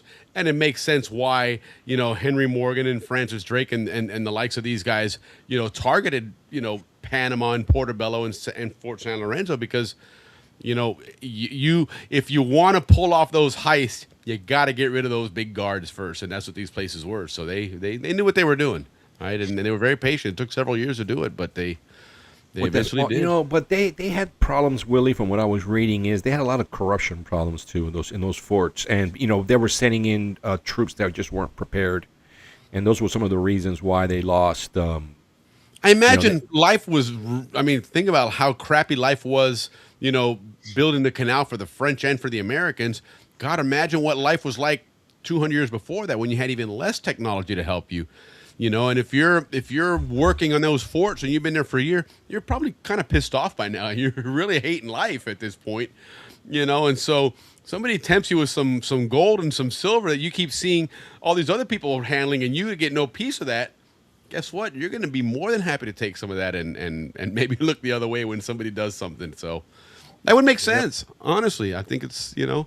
I mean, hell, the U.S. recognized that even building the canal, that you had to keep the people there happy, right? And so they put so much into the effort to give us, you know, entertainment and opportunities to really enjoy life down there. And so, you know, it makes sense that even back then that was a big problem. Well, Portobello was known that's where they protected this and stored all the gold, and then they also had, Willie, a lot of like world fairs there. Because remember, all merchandise was there, so that's where where everybody came for trade. So of course, this became very ideal for pirates, or as some might say, Willie, profiteers. Yes, privateers. Privateers. Mm-hmm. Yeah, and what is the difference between a privateer and a Willie, pirate? there is a lot of discussion on that. You know, what I came up with is the pirates. They would attack the civilian population and steal all their their treasure for profit, right? They would then sell They're in it for themselves, and they took advantage of all the weak spawn points and all that stuff. But the privateers, they were actually backed by the English crown. The crown, yep. Yeah, so was Henry Morgan a pirate, or was he an unofficial admiral Depends on of who's the asking. English crown? So in Panama, I'm sure everybody calls him a pirate, but I'm almost positive that in England he's a privateer. Yeah, absolutely. Because the privateers, Willie, back then were used as proxy warfare. Sure. Well, Which, and today we know what that is. If you're doing that on behalf of the crown, the British had such a large presence out in the oceans that, hey, you're probably very likely to run into a British naval vessel somewhere. And if you got papers that show that you're doing this on behalf of the king or the queen, then life's going to be pretty good for they'll you. let him go. Right. So Henry was probably more of a unofficial admiral than he was a pirate. Yeah, indeed. And we know he sacked the city of Panama. So. Well, he did, and we're going to learn a little bit about that here, because part of that involved Fort San Lorenzo. And this one is what Vern is very familiar with, is Fort San Lorenzo. He visited there a lot when he lived down there, and then, of course, when he's gone back to visit. So, Vern, here's a little history graphic of Fort San Lorenzo. Give us your history of Fort San Lorenzo, what it's all about and all that good stuff. Well, first of all, what I was going to mention this earlier, in the sense we were talking about Gatun, is that when the railroad was built, initially when they started building the railroad, it was started in Gatun. Oh, okay. And they moved backwards, in a sense, to Manzanillo Bay. I probably said that wrong. I'm sorry. It's all right. We got Capira Ricky here, so you're good. And then they moved on to move the railroad, because they had the access, because of the river, from what I understand, was easier than trying to get inland to that. Interesting. That, using the river for supplies and stuff. What we call Limon Bay out there off of Calan was really not much of a bay at all. I mean, it was dredge work and so forth that created that into a bay. Okay, so that was more of a marshy area. Yeah. So So it makes a lot of sense that they used the Chagres River, got to Gatun, because that's where the Gatun River and the Chagres River met. Right. And then Chagres continued, the Gatun River emptied into the Chagres River, and that continued out to the ocean. And they met right there, and that's where the railroad started. Right. And real quick then, also, for what it's worth, the where is it? I'm trying to pull that one back up. The Gatun River. Oh, here we go. So on the map here, right, the Gatun River, or the Chagres River, I'm sorry, the town of Gatun, as you can see here in the center here now, this is the dam, okay, the Gatun Dam, okay? The town of Gatun is literally right here. Yeah, it was right there, right? I mean, this entire, all this land that you see here before you see the woods there, that is all dirt that was added in to build this thing up. It's massive. The entire complex of the Gatun Dam, you got to come out this far. All this open grass, that is what was actually built. That is what all that dirt and spoil from Culebra and everywhere else was brought in to build that up. The last piece was the concrete dam structure itself. Right. But it's all of that, an earthen dam, basically. Yeah, it absolutely is an earthen dam, with the exception of that small piece in the middle. Yeah. So right? which river is that we're looking at? That's the Chagres. That's the Chagres. So where's Fort San Lorenzo? So you follow it this all the way way down to the end there, and right here. So there it is. Mm-hmm. So it was yeah. So one of the things they said, Willie, that Fort San Lorenzo was for, not only to protect that entrance, but it was to tax everybody too. It's a place that they would collect their taxes from. Well, and that's what, prior to the railroad, people that tried to cross Panama, they went up the river. And yes, they did. And Gatun kind of got its start, from what I understand, as a village because of that. Because people would spend the night there. They'd eat, of course, so forth, and it was So Vern, what was the name of the town that was across the way from Fort San Lorenzo, especially during the gold rush? Well, that's Pina. Pina, and there was another nickname for it. Oh, that I don't know. I'm sorry. Have you heard the term Yankee Town? Yes, I have. That was Yankee Town. Okay. And one of the interesting things about Yankee Town, this is right before the railroad. Okay, and what happened, people would get off the ships right here at the entrance there, the ships coming in from the United States, right? And because remember, the railroad was built in what? Finished in 1950 or 1855, right? Right, correct. Yes, that sounds right, yes. The gold rush, think of Ricky's favorite team, the 49ers. It started in 1849. So there was 6 years of a lot of Americans trying to get to California via Panama, and there wasn't a railroad to cross. Right. So they had to get off their ship from the United States right there in this area there in Yankeetown or in Pinas. And one of the interesting things about that area when all this stuff happened, $2 hammocks was big business. And you think about it, and $2 today comes out to $75 for what I would imagine is a very rudimentary and cheap piece of cloth with some ropes on the end of it.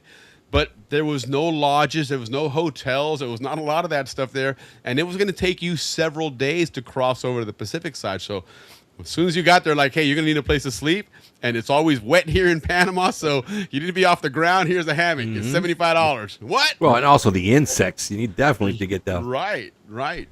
So, but anyway, that's the entrance there, and that'll tell you that's where Fort San Lorenzo is, because, again, it is the entrance of the canal.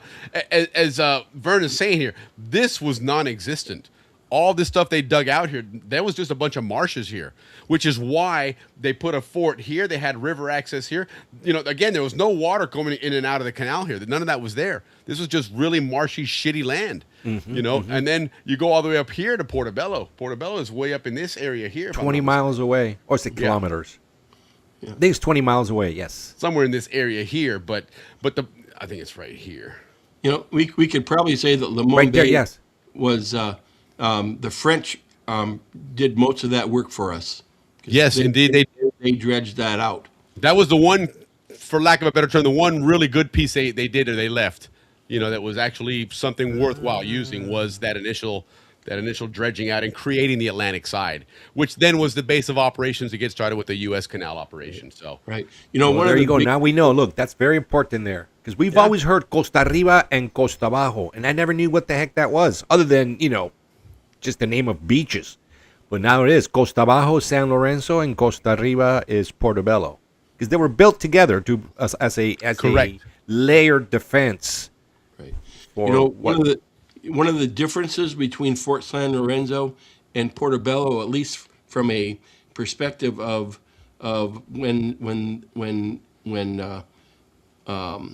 the 1800s and into now, was that Portobello. If you go back to that map you were just showing, it's built up.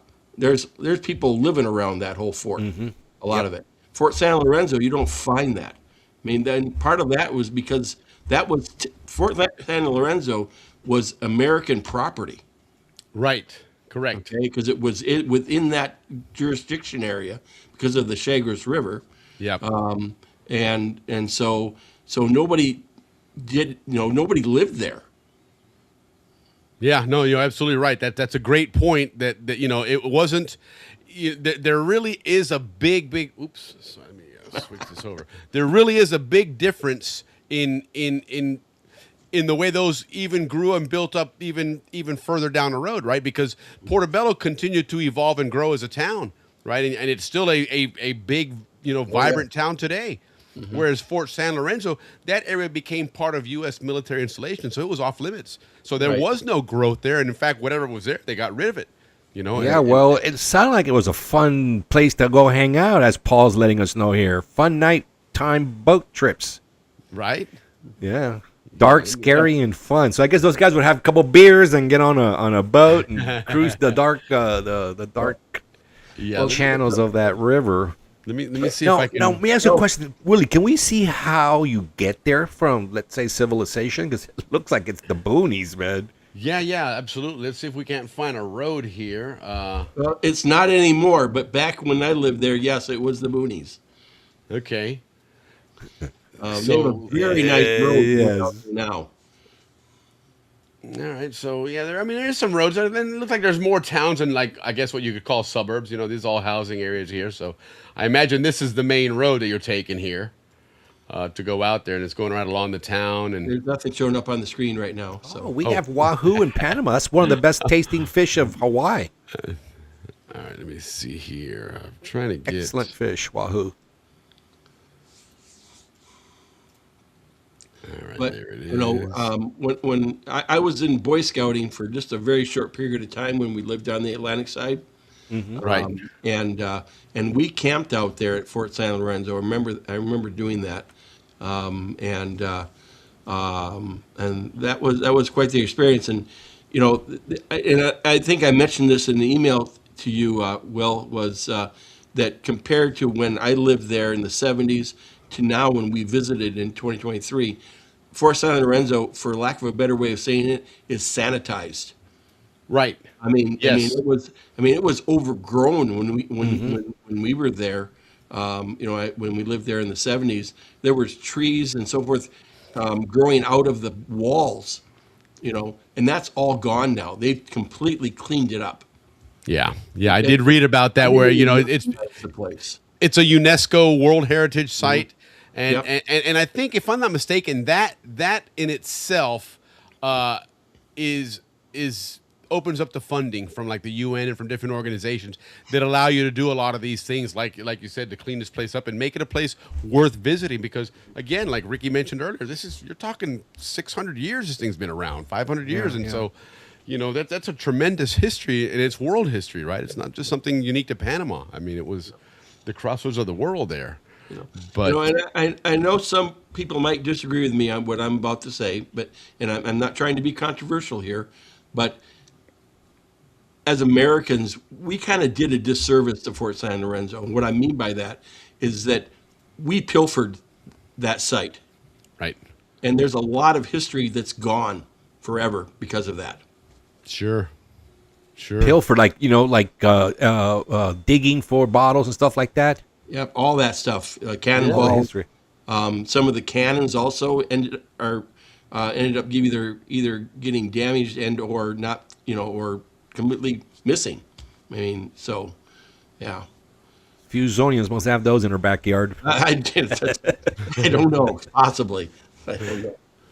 No, that's really interesting, and here, the history of Fort San Lorenzo. It is interesting how it started, your wood, and then it started evolving there. We talk about that attack earlier, and that was, that was brutal, right? That was, Henry Morgan may have been a privateer and all that stuff, but at the end of the day, the guy was ruthless, right? And he there wasn't a whole lot of reason to take prisoners back in those days, so you got rid of people basically and got out of the way. But part of Henry Morgan's assault on Panama City started on the Atlantic side, and it started a long time before. It wasn't something 3 that years. was like, it wasn't a 1 week campaign. Most people assume that as it's typically told, and we've always learned, and through the movies and everything else, that these pirates are always on big ships, and they come in and they plunder an area, and then they pull up and go to shore and take over and everything. And that wasn't the case for Panama with Henry Morgan. He started on the Atlantic side. He started with these forts here because you know what he didn't want to do when he finished pilfering them was have to take all that treasure all the way around South America and go back up to wherever he was going, So it was much easier to get rid of that, get it on your ship on the Atlantic side because there wasn't a canal back then. And so he started by basically taking these forts out, right? And it was brutal. They had 314 men were the Spanish garrison at Fort San Lorenzo. How many were left when he finished? It's on the graphic there somewhere if you guys can see it, but there was 14 survived that. 14 survivors. Wow. They wiped them all out, man. He said, we're not taking prisoners, and we're going to make sure that when we do have a boat full of loot coming back up the Chagres, in a couple of years, there's not going to be a garrison there to stop us, right? And so it was chaos, and one of the things you see in the graphic there with the fires there was again, look at the type of architecture in Panama back in the day, right? The roofs were all thatched roofs. Everything there was grass. That was the most abundant commodity out there was grass. The bohío, that's right. The bohío was all Exactly. grass roof. And so they launched a burning arrow into that thing, and it just happened to be where they were stockpiling all their gunpowder and cannon fodder and everything else. And so, big, massive explosion. And now, guess what? Now you got a bunch of a garrison there that has nothing to defend themselves with. And Look so, at this, yes, Somebody needs to make a sir. movie about that. yes. Oh yeah, yes. There's a movie coming out pretty soon. It's called There is 1671. indeed. Yeah. Seriously. Wow. And our Canal Zone historian is Dave Dawson's chiming in there. We're going to pick up on Morgan and Drake Yes. on the others on the Pacific side on 4-3. So great segue for it is to finish that story because it is an incredible saga that they did there. Man, I swear. And yeah. again, like Ricky said earlier, most people assume that as all typical pirates are portrayed, these guys sailed into Panama Bay on these big ships and ransacked the place, and it wasn't the case at all, man. It came from behind, and they took care of them that way, So that's going to be a great story. I'm looking forward to that. But this is what it ended up being, Fort San Lorenzo for a while. It got destroyed and whatnot. And then from there, Vern, what ended up happening with Fort San Lorenzo? Well, it was abandoned, for a while. Then I believe the Spanish took interest in it again, and built it for fortifications so that In the 1700s, in the 1700s, they redesigned and rebuilt it. Yeah. They used the stone and masonry type technique, and that's what you see nowadays there for the most part. Yeah. Yeah, and there was something else that they ended up using Fort San Lorenzo for that was kind of, I guess you won't say ominous, but it was there was something interesting that they used that for. I'm sorry, that Well, was defense and tax is the two things I read up on. I mean that was available for me to read. What else? They also did whatchamacallit? It became a prison. Fort San Lorenzo became a prison. It sure did. And that was during the canal times, right? Oh no! Or the railroad. During railroad times, yes. During railroad Correct. times. During railroad times, yes. And, that makes a lot of sense because if you were to go down below the entrance to the fort, at the bottom, there were all these single rooms down there. And that would make, I bet you that's where the cells were. That is correct. That is absolutely correct. Yep, and that's what became of Fort San Lorenzo. But let's take a look at some recent stuff from Fort San Lorenzo from your visit there, because you sent some interesting pictures there of Fort San Lorenzo and of course of Gatun and stuff as well, so we can kind of give some context to a lot of these different pictures here. But real quick, Paul saying I think the area mouth of the Chagres was pretty hard to navigate. Yes. It was. The Chagres River, guys, was a very powerful river. Okay, during the rainy season, it was treacherous. I mean, there's a lot of water there. You think about the amount of water that's in Gatun Lake, and that's supplied basically by one river, and that's the Chagres. So, yeah, that thing, when it was flowing before the days of the canal, getting in there was tough. I mean, it was, you had your work cut out for you there. But I remember when we would go over to the Tarpon Club and go out down the river down to Fort San Lorenzo in Pena Beach area, that there, I'm not sure, but I know that my dad had some type of source or whatever would tell him when or if they would ever release water from the dam.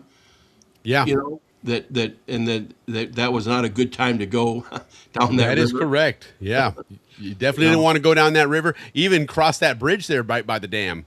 Yeah, when those things go off. And I've seen a couple of videos of that. It's impressive, man. Let me tell you what, you want to see a bunch of water coming out, man. It is impressive. The ground shakes. Yeah. You can almost feel it in the videos when you watch them, man. You're like, man, that's pretty impressive there. So what are we looking at here? Okay, this is from the visitor center there. They have a visitor center at now, and this is looking back toward. This is the entrance to the fort. Okay. My nomenclature of what certain things mean, I'm not sure. Sure. But that building you see in the center, again, that was in real poor shape when I remember when we visited there, and there was a wooden bridge going across there. It's now all concrete and metal going across the moat. There's a moat going around part of the fort. Yes. And I do not remember, I should have really looked through those pictures closer, but I think the rounded roof on there was added. I don't think it was a rounded roof before. It was. Yes. In fact, what happened, part of what you see here is, to your point of all the damage on it, they kind of let it go, right? And Mother Nature took over, and especially in the tropics, it doesn't take long for Mother Nature to take over. Sure. And one of the things was a lot of places where they would hold water. And so what they've done with a lot of these is they're redoing it and upgrading them and restoring them. They're trying to put some rounded features, which were not uncommon in that era in architecture anyway, but it's helping to keep that water off of it so that, 100 years from now, someone's still enjoying, the old ruins and relics there. So that's part of that, where you may see in an old drawings and you're like, wait a minute, that didn't have that same style, but it was to avoid a lot of that water collection, because that's been a really, really big problem for them apparently. I mean, they've really cleaned it up. Let me tell you, it's not like I said when we got there that day. It was like, are you sure this is Fort San Lorenzo? Yeah, no, it really has, and not a knock on the military either, but the military was there with a mission. Their mission wasn't restoration. Oh, for sure. I mean, ultimately, if you want to put it down to basics, the military's mission is to destroy, not to rebuild. Right? So, there's not a lot of priority in cleaning stuff up. That's somebody else will do that later on, but yeah, and again, a lot of that just ended up being off limits. On the Atlantic side, it seems like a lot of more of the military installations had a lot more maybe covert or secretive missions. They had sub-communications, you had jungle warfare training, and so I would imagine places like that, they didn't want to make it accessible. They didn't want to make it welcoming to a lot of people, so part of that made sense. Just let the place go to hell and people will stay away. And I could be wrong, but it would make sense. Fort Sherman is so out of the way. I mean, that place is inaccessible. Yeah, it really is. So that goes to, look, we understand that the spillway was a big event in the Atlantic side. Yeah. That's what Paul's saying here. Look, they opened all the gates at the spillway when he was in high school, and they unofficially closed the school. That's cool, man. That's an event. I can imagine. Yeah. I guess the sound, the roars, like an F1 race from back in the day, because nowadays. It was loud. That was definitely loud. Yeah, no, it really is. And it's got to be impressive to see that amount of water moving that quickly. I mean, that's that's pretty cool. Yeah, that's good for those guys. But so anyway, let's look at some couple more things on these pictures. Here's some signage there. We don't have to read the signage, but we kind of understand it. But here's an interesting information here, right? Because this map is showing the path going from Panama, which was, again, back then there was no canal. As you can see there's some rivers and stuff, and actually gives you an interesting depiction of that continental divide, and you see what they had to dig through, but that's for another day. But the red curving line there coming out of Panama, okay, if we can see it there, I'm going to make this a little bigger just so we can really get a good perspective here for just a moment. But that red line there that you see, this is the Las Cruces Trail, okay? This is the area that you went by land. This is the mule trains, etc., that you went through. And then there's a little town here called Cruces, right? And that's where you caught the Chagres River to then work your way back up there. And of course, in this situation, you're technically going downriver, even though you're going north, right? But you're going with the flow of the river, so I imagine it's probably a lot easier than going the other way. But then this jagged line here, what is this line here? Well, that's the trail that went to Portobello. Right, and there's a name for that one. Oh, I don't know. That's the Camino Real. Okay. So you had Las Cruces. Las Cruces? Yes, you're right. Correct. Now, the Camino Real, interesting thing about the Camino Real, okay, that one, a lot of times, especially in a rainy season, was very, very difficult to get through, as you know, in Panama. And so that one tended to be used more often than not during the dry season. Whereas the Las Cruces one, especially because you get in that river in Chagres that Cruces there, you're cruising now, man. That water is rushing. You're getting up to Chagres and San Lorenzo in no time, right? Willie, wouldn't that be the road that goes to Matin Dam? Yes, that's around that area where that went out there, because Matin Dam in that area there was where the water that helps feed part of that to get out there to Chagres and to obviously to Gatun Lake and fill that up. So. Interesting perspective there on that image there of the Chagres River, the importance of it, and why the Panama Railroad was so important. Because it wasn't that big of a challenge to get from Fort San Lorenzo to Cruces, but then from there to here, that's where the hell came in. Because those are just thick, nasty jungles, man, and they're very unforgiving, as we all know. So. The Panama Railroad, suddenly it made sense to pay $2,000 and $3,000 for passage on that railroad, because it may save your life. A lot of people never made it all the way across. So here we are. Those of you guys walking through the fort there, and again, interesting thing about Fort San Lorenzo, it wasn't all rock. A lot of that is coral that they use, right? And there's an interesting thing about that. And are you familiar with this, Vern, about why coral was actually more beneficial when it came to defending the fort? So I think I read some, but I don't remember what it said. I would say absorb the impact because of all the Yes. the empty areas. Correct. It's coral is very hollowed out. So it's all. Correct. You could almost say it's softer. Right, and the wall would absorb the impact, whereas the impact onto a solid rock, all that shaking, that impact would cause more damage long term. So one would think that coral is soft or worse, but it actually was beneficial, and so that's why that fort, once they built it that way, it pretty much remained intact. It was really hard to bring it down and whatnot. But so now is this the moat that's going around it? That's part of it. Yes. Okay, interesting. As you can see, you come in there, rainy or dry season, good luck getting up there, right? Because there's going to be somebody waiting up there to take you out. Directly in front of us there, you see the two openings.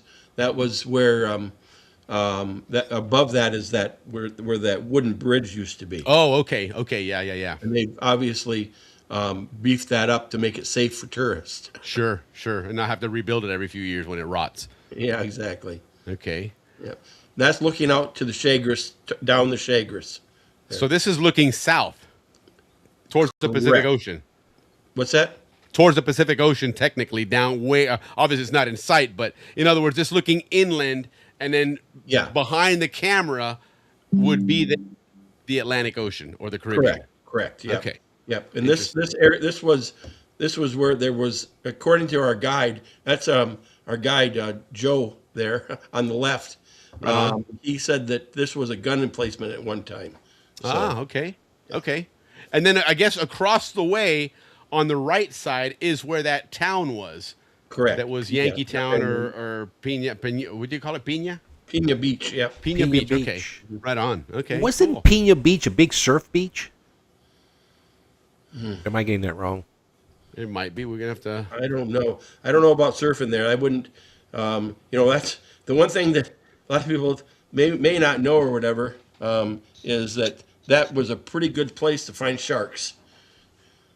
Wow. Okay. Out there. I mean, that's one of the, my dad told me that hammerhead sharks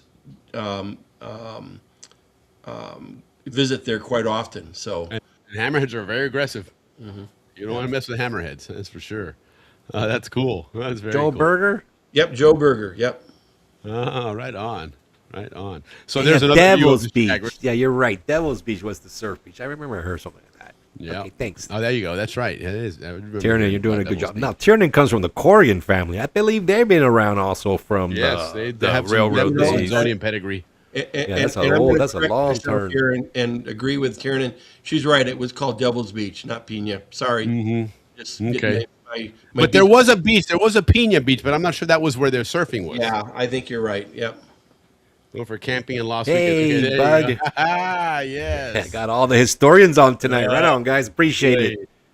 Yeah, for those guys that don't know, Bud Tristano he was United States Air Force stationed in Howard Air Force Base, but really, really made the best of his time in the Canal Zone, stationed down there, and I mean, just absolutely made the best of it. Got out and about, and fortunately for us, he was a very avid photographer and videographer. It still is, so he captured a lot of the zone down there, The which. Zonian life. Yes. Especially He's the been slide. baptized Zonian, so he's Yeah, he is 100% he's Zonian a now. Great Zonian, and he's on YouTube. Look him up, Bud Tristano, and he's very much an outdoors person. He's very much into nature, and he's still to this day. You look at his videos online. The guy still to this day loves to go out and camp and hike through different nature trails and stuff. So, but he is a great Zonian historian. He's someone that when he was on our show one time, he made an interesting point about mentioning how. On Fridays or Thursdays, right, when he's getting ready to head out, he'd be out and about, and he'd see the people looking out the windows, up in the barracks there, and when he'd pull in on Sunday, they're still sitting up there looking out the window, and he's like, "Man, you just did not enjoy this wonderful country you were stationed in," and he made the best of it. So appreciate you chiming in, buddy. You do have some great Zonian history, but all right. So here's another view of the Chagres. Right, that's that same entrance, and again, guys, the Chagres River was the primary source to fill that lake to give us our Panama Canal. Without it, Absolutely, yeah. that canal doesn't work, man. So Yeah, I mean, everything about that river. I mean, where there's the one saying that all Zonians are identified with. If you haven't drank the Chagres River water, you haven't, whatever that saying goes. Yes, indeed. That's like holy water. There's something close to it. It definitely is here. So there's your cannons there, right? These are the famous Atlantic side cannons, and there's a lot of them back in the day. That's how they defended these places, right? Typically your forts were elevated so you could get a good visibility. You weren't forced to fire at the last minute. You could see these things coming in from far away. And you think about it, back in the day, guys, your ships weren't motorized. So, barring a really strong inland wind, you see them in the horizon, you got time to prepare, right? 3 days. No, just kidding. I mean, it was fun that you could start moving stuff around, get yourself situated and whatnot. But that's really cool, man. I've always enjoyed seeing that. I remember going to Portobello as a kid and seeing the cannons there. They were really, really cool to see. Snook, man. another good fish. Snook and wahoo, delicious fish. We used to fish for those. Those are cool to catch. It was fun. Yeah. So this is the top of that fort, then, right? Yep. That same building you saw in that off the bridge there. Yep, that's what the top of the fort looks like now. And again, you can see the great visibility because you are way up above even the canopy in the surrounding area there. So you definitely from Fort San Lorenzo, you definitely. I mean, these guys, Henry Morgan and those guys, and Drake, pretty damn good job, man. Because to sneak up on a place that's got such great visibility, you're doing something right.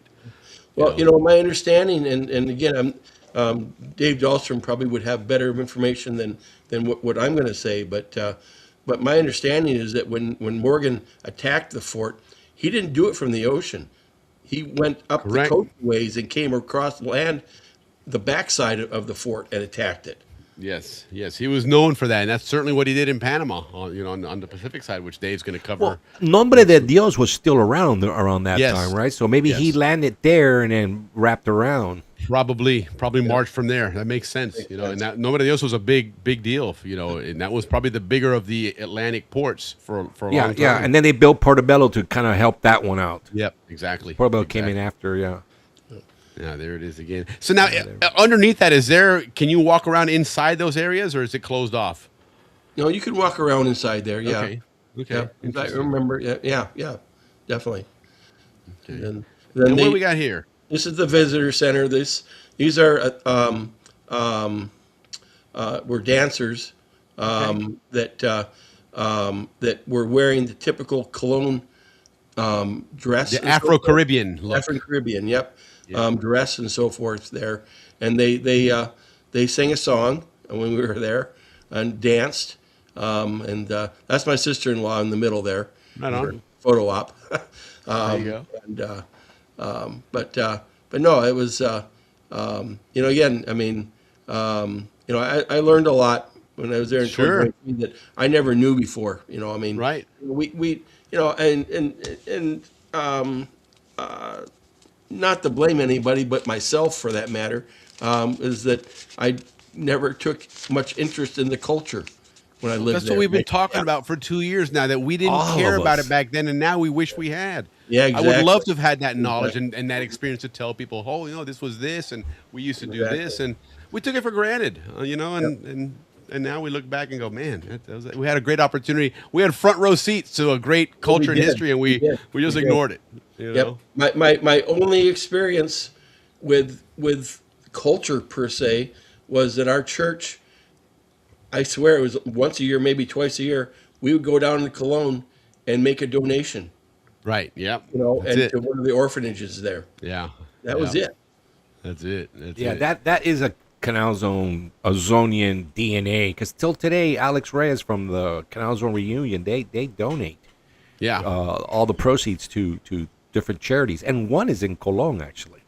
Yes, yeah. I believe it's the heart one is in Cologne. I believe so. Yeah, they do a great job there to give back to the local communities there. That's the Zonian spirit, guys. So here's a view of that spillway, that dam, looking at it from the Chagres River. It's actually it's a redirect of the Chagres River, technically, but it does meet up with it, maybe about a half mile on the other side of this bridge here, but.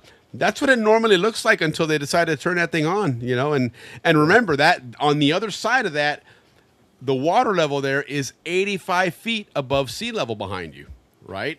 And so this is what the canal depends on as far as water to move the ships in and out.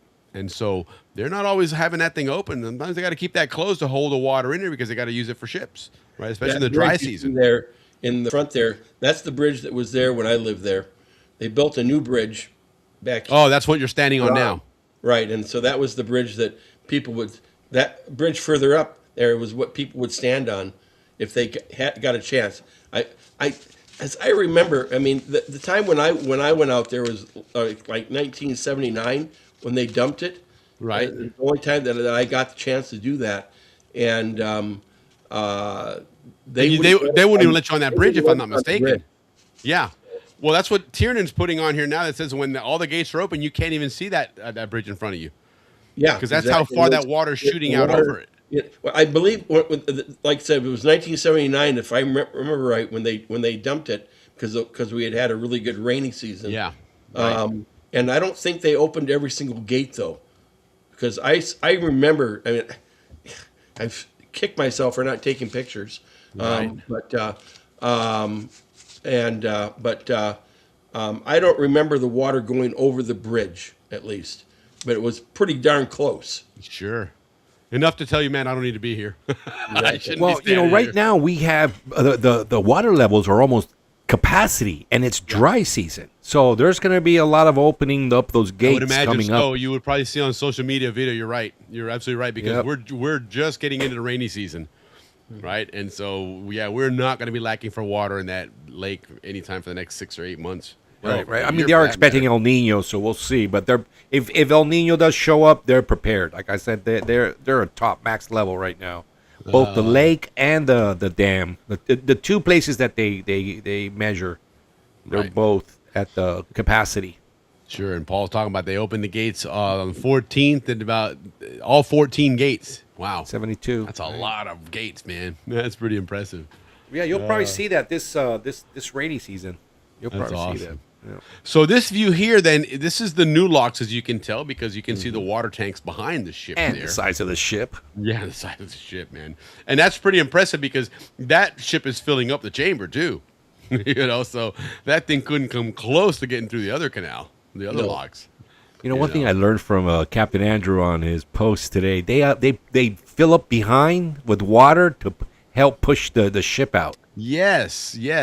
Captain Eftimitis posted a video today, and sometimes when they have a ship, especially when it's got a tight fit, and this ship was in the old locks, and they close the gate behind it, and I guess they opened just the valves for the culverts that are directly behind the ship, not the ones in front. And so that water surges and it has to leave somewhere.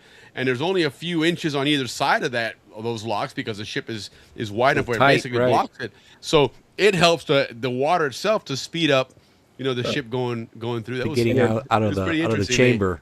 Yeah. And I forgot what the term he said they used for it. There's a term they asked for, a hydro push. A or something hydro like that. push, yeah. Well, he's going to be on what? Maybe next week? He's going to be on. Remember, in May we're going to have all In May. Panama Canal. Got you. Yeah. Ooh, yeah. May. So, That's a long time. yeah, it is. Well, April's going to go by quick, man. Because look, we're next week. Yeah, I know, guys. Already the end of March. April 20th. Next thing you know, hey, what are you guys doing for Thanksgiving? Yeah, that's it. Just like that, we'll be at the reunion and all that good stuff. So there's that ship now leaving the locks here. Aguas Claras is the name of these locks here.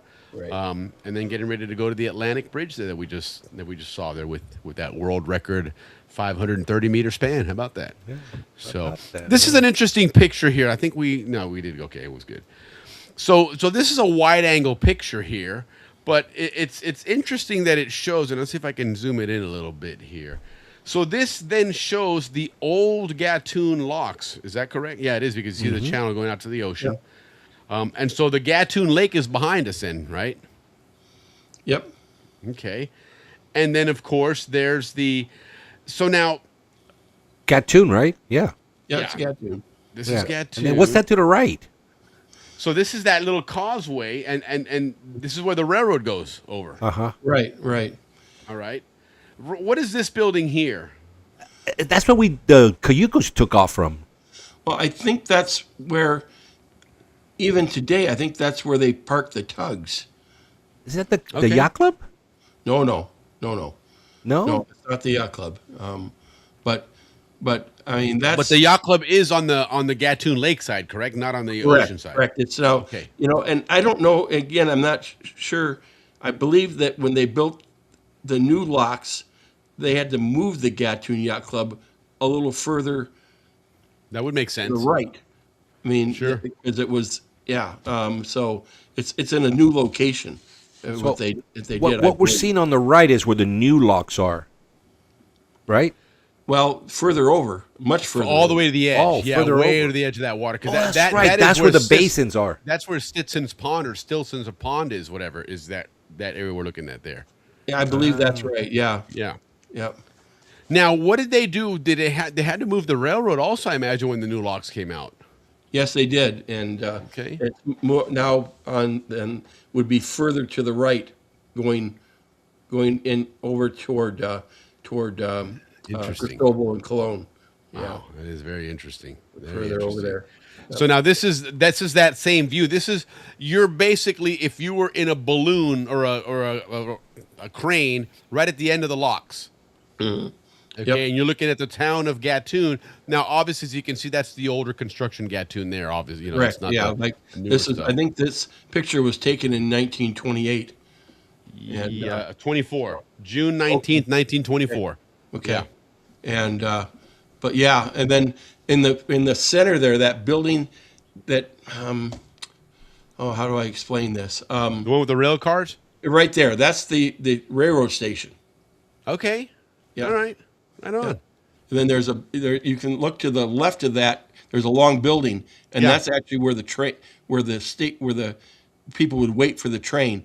But I'm not exactly sure what that building was used for. Other than that, I know that it was labeled. I had other pictures that labeled it as the train station. So. Interesting. Okay, and then here's the closer look of it, or the other side of it, I guess. Well, no, this is before the canal was built. Oh, okay. So this is the old Gatun town. The dam was going to be built on Gatun. Oh, look at that. Gatun. So this is the village of Gatun. Here, this would have been, when some of the research I did here, and I didn't realize this. I mean, I don't know Spanish at all. Right. But it was called El Gatun. Well, El Gatun, if you translate that into English, is the cat. Okay. According to what I saw here. So, I've seen a lot of things since I left the zone that keep telling me that somewhere along the way that somebody came up with Cristobal tigers because of some of the history in the area. Okay. Right on. Because there's Tiger Hill nearby. Sure. And to this day, I've done a lot of searching for this because I'm really interested in it. I would like to know how in the world they came up with tigers for the mascot. You're going to have to make it a project to do some deep research on that. You got to send a couple of the AI tools there to do some deep research on it. So very interesting, very, very, very interesting there. And Vern, as you can see, Ricky's nickname is on there for you on your label there, Vern Couturier. El Furo de Color. You know what, Vern? That comes from the heart, because you're doing such a great job, and I really appreciate it. And you're kind of like the American guy giving us the history of Colón. So yeah. Please take it as a love. Just don't put it on Wikipedia because it may be wrong. No, listen. El Fulo in Panama really means the American. That's what that Fulo really means. Yeah. Thank you. Really. Yeah. So, but no, and Ricky's absolutely right. You gave us a lot of great context to the Atlantic side because we don't know it, man. And so it's nice to have you help us out with that, and then the folks that chime in the chat as well that give us some more clarity on some of that stuff. Because, again, I always imagined Gatun was a big area. It turns out, no, it was actually a very small little town. Like I said, I think it started out, during the construction, in the French, and then when the Americans and so forth, and even just during the railroad. I think it was a very large town. Yes, it was. Once the canal was completed, it basically just turned into a small little town. Yeah, it was a great construction town, but once the permanent canal zone was set in place, it definitely was reduced in prominence and everything. But it was some great history there, Akira. I like we said earlier, there is a great Japanese connection, and it's interesting because it seems like a lot of it originated from transitioning or transiting through Panama to get to Washington when, relations were established between the United States and Japan.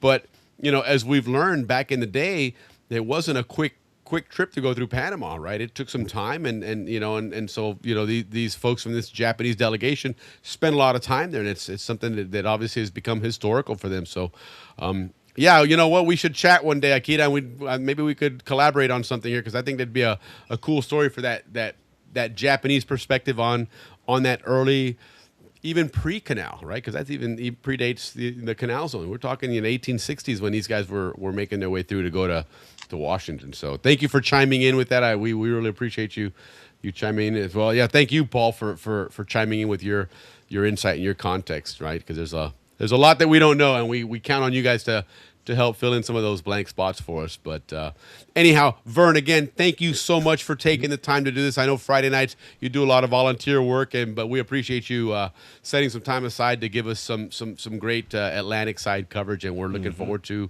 the next time you do it. But again, appreciate you, Vern. Have a wonderful weekend, and we will talk to you on the next go around. Sounds great. Thank guys. you, Vern. Truly everybody appreciate else, it. too. Thank you. You got it. Take it easy, man. We'll talk to you later. Yep. All right, man. Hey, good stuff, man, Ricky. Good Atlantic side coverage. You know, a lot of cool stuff there. Yeah. And then, you know, that Portobello San Carlos stuff was a lot of fun, right? It was Portobello and San Lorenzo. Yeah. Hey, listen, everybody. Sorry for the rough start, but we love you because we know you guys forgive us, and we'll be back next week with another great show for you guys. Willie, what do we got? Yeah, well, next week's our end of the month, a recap. You know, we're gonna get some Canals on Dictionary, and we got this again, that new trivia engine. That's gonna be a lot of fun to use, much easier to use. Trust me, guys, it's real easy. You just have to participate in the chat. You know, like if it's A, B, or C, you put hashtag A, and then you enter. That's your ad. You know, so no need to add anything else there. And as you guys saw earlier, Dave Dahlstrom, our Canals on historian, chimed in that April 3rd. He's going to be talking about Henry Morgan and Francis Drake and their Pacific side exploits, because they did a lot there. They forced Panama to move their capital to a new location. So a lot of big history there. We're looking forward to that, you know. And then, like we said earlier, guys, the month of May is Panama Canal month. Okay, if there's somebody out there, tugboat pilot captain, let us know, and we'd like to bring you on if we can't get Dave Cohen on. But the chief is telling me to wrap it up here, Ricky, so get us out of here, man. Yep. Good night, guys. Listen again, like every week, and we truly mean it. Thank you very much from the bottom of our hearts. See you next week. Cheers, everybody. Cheers.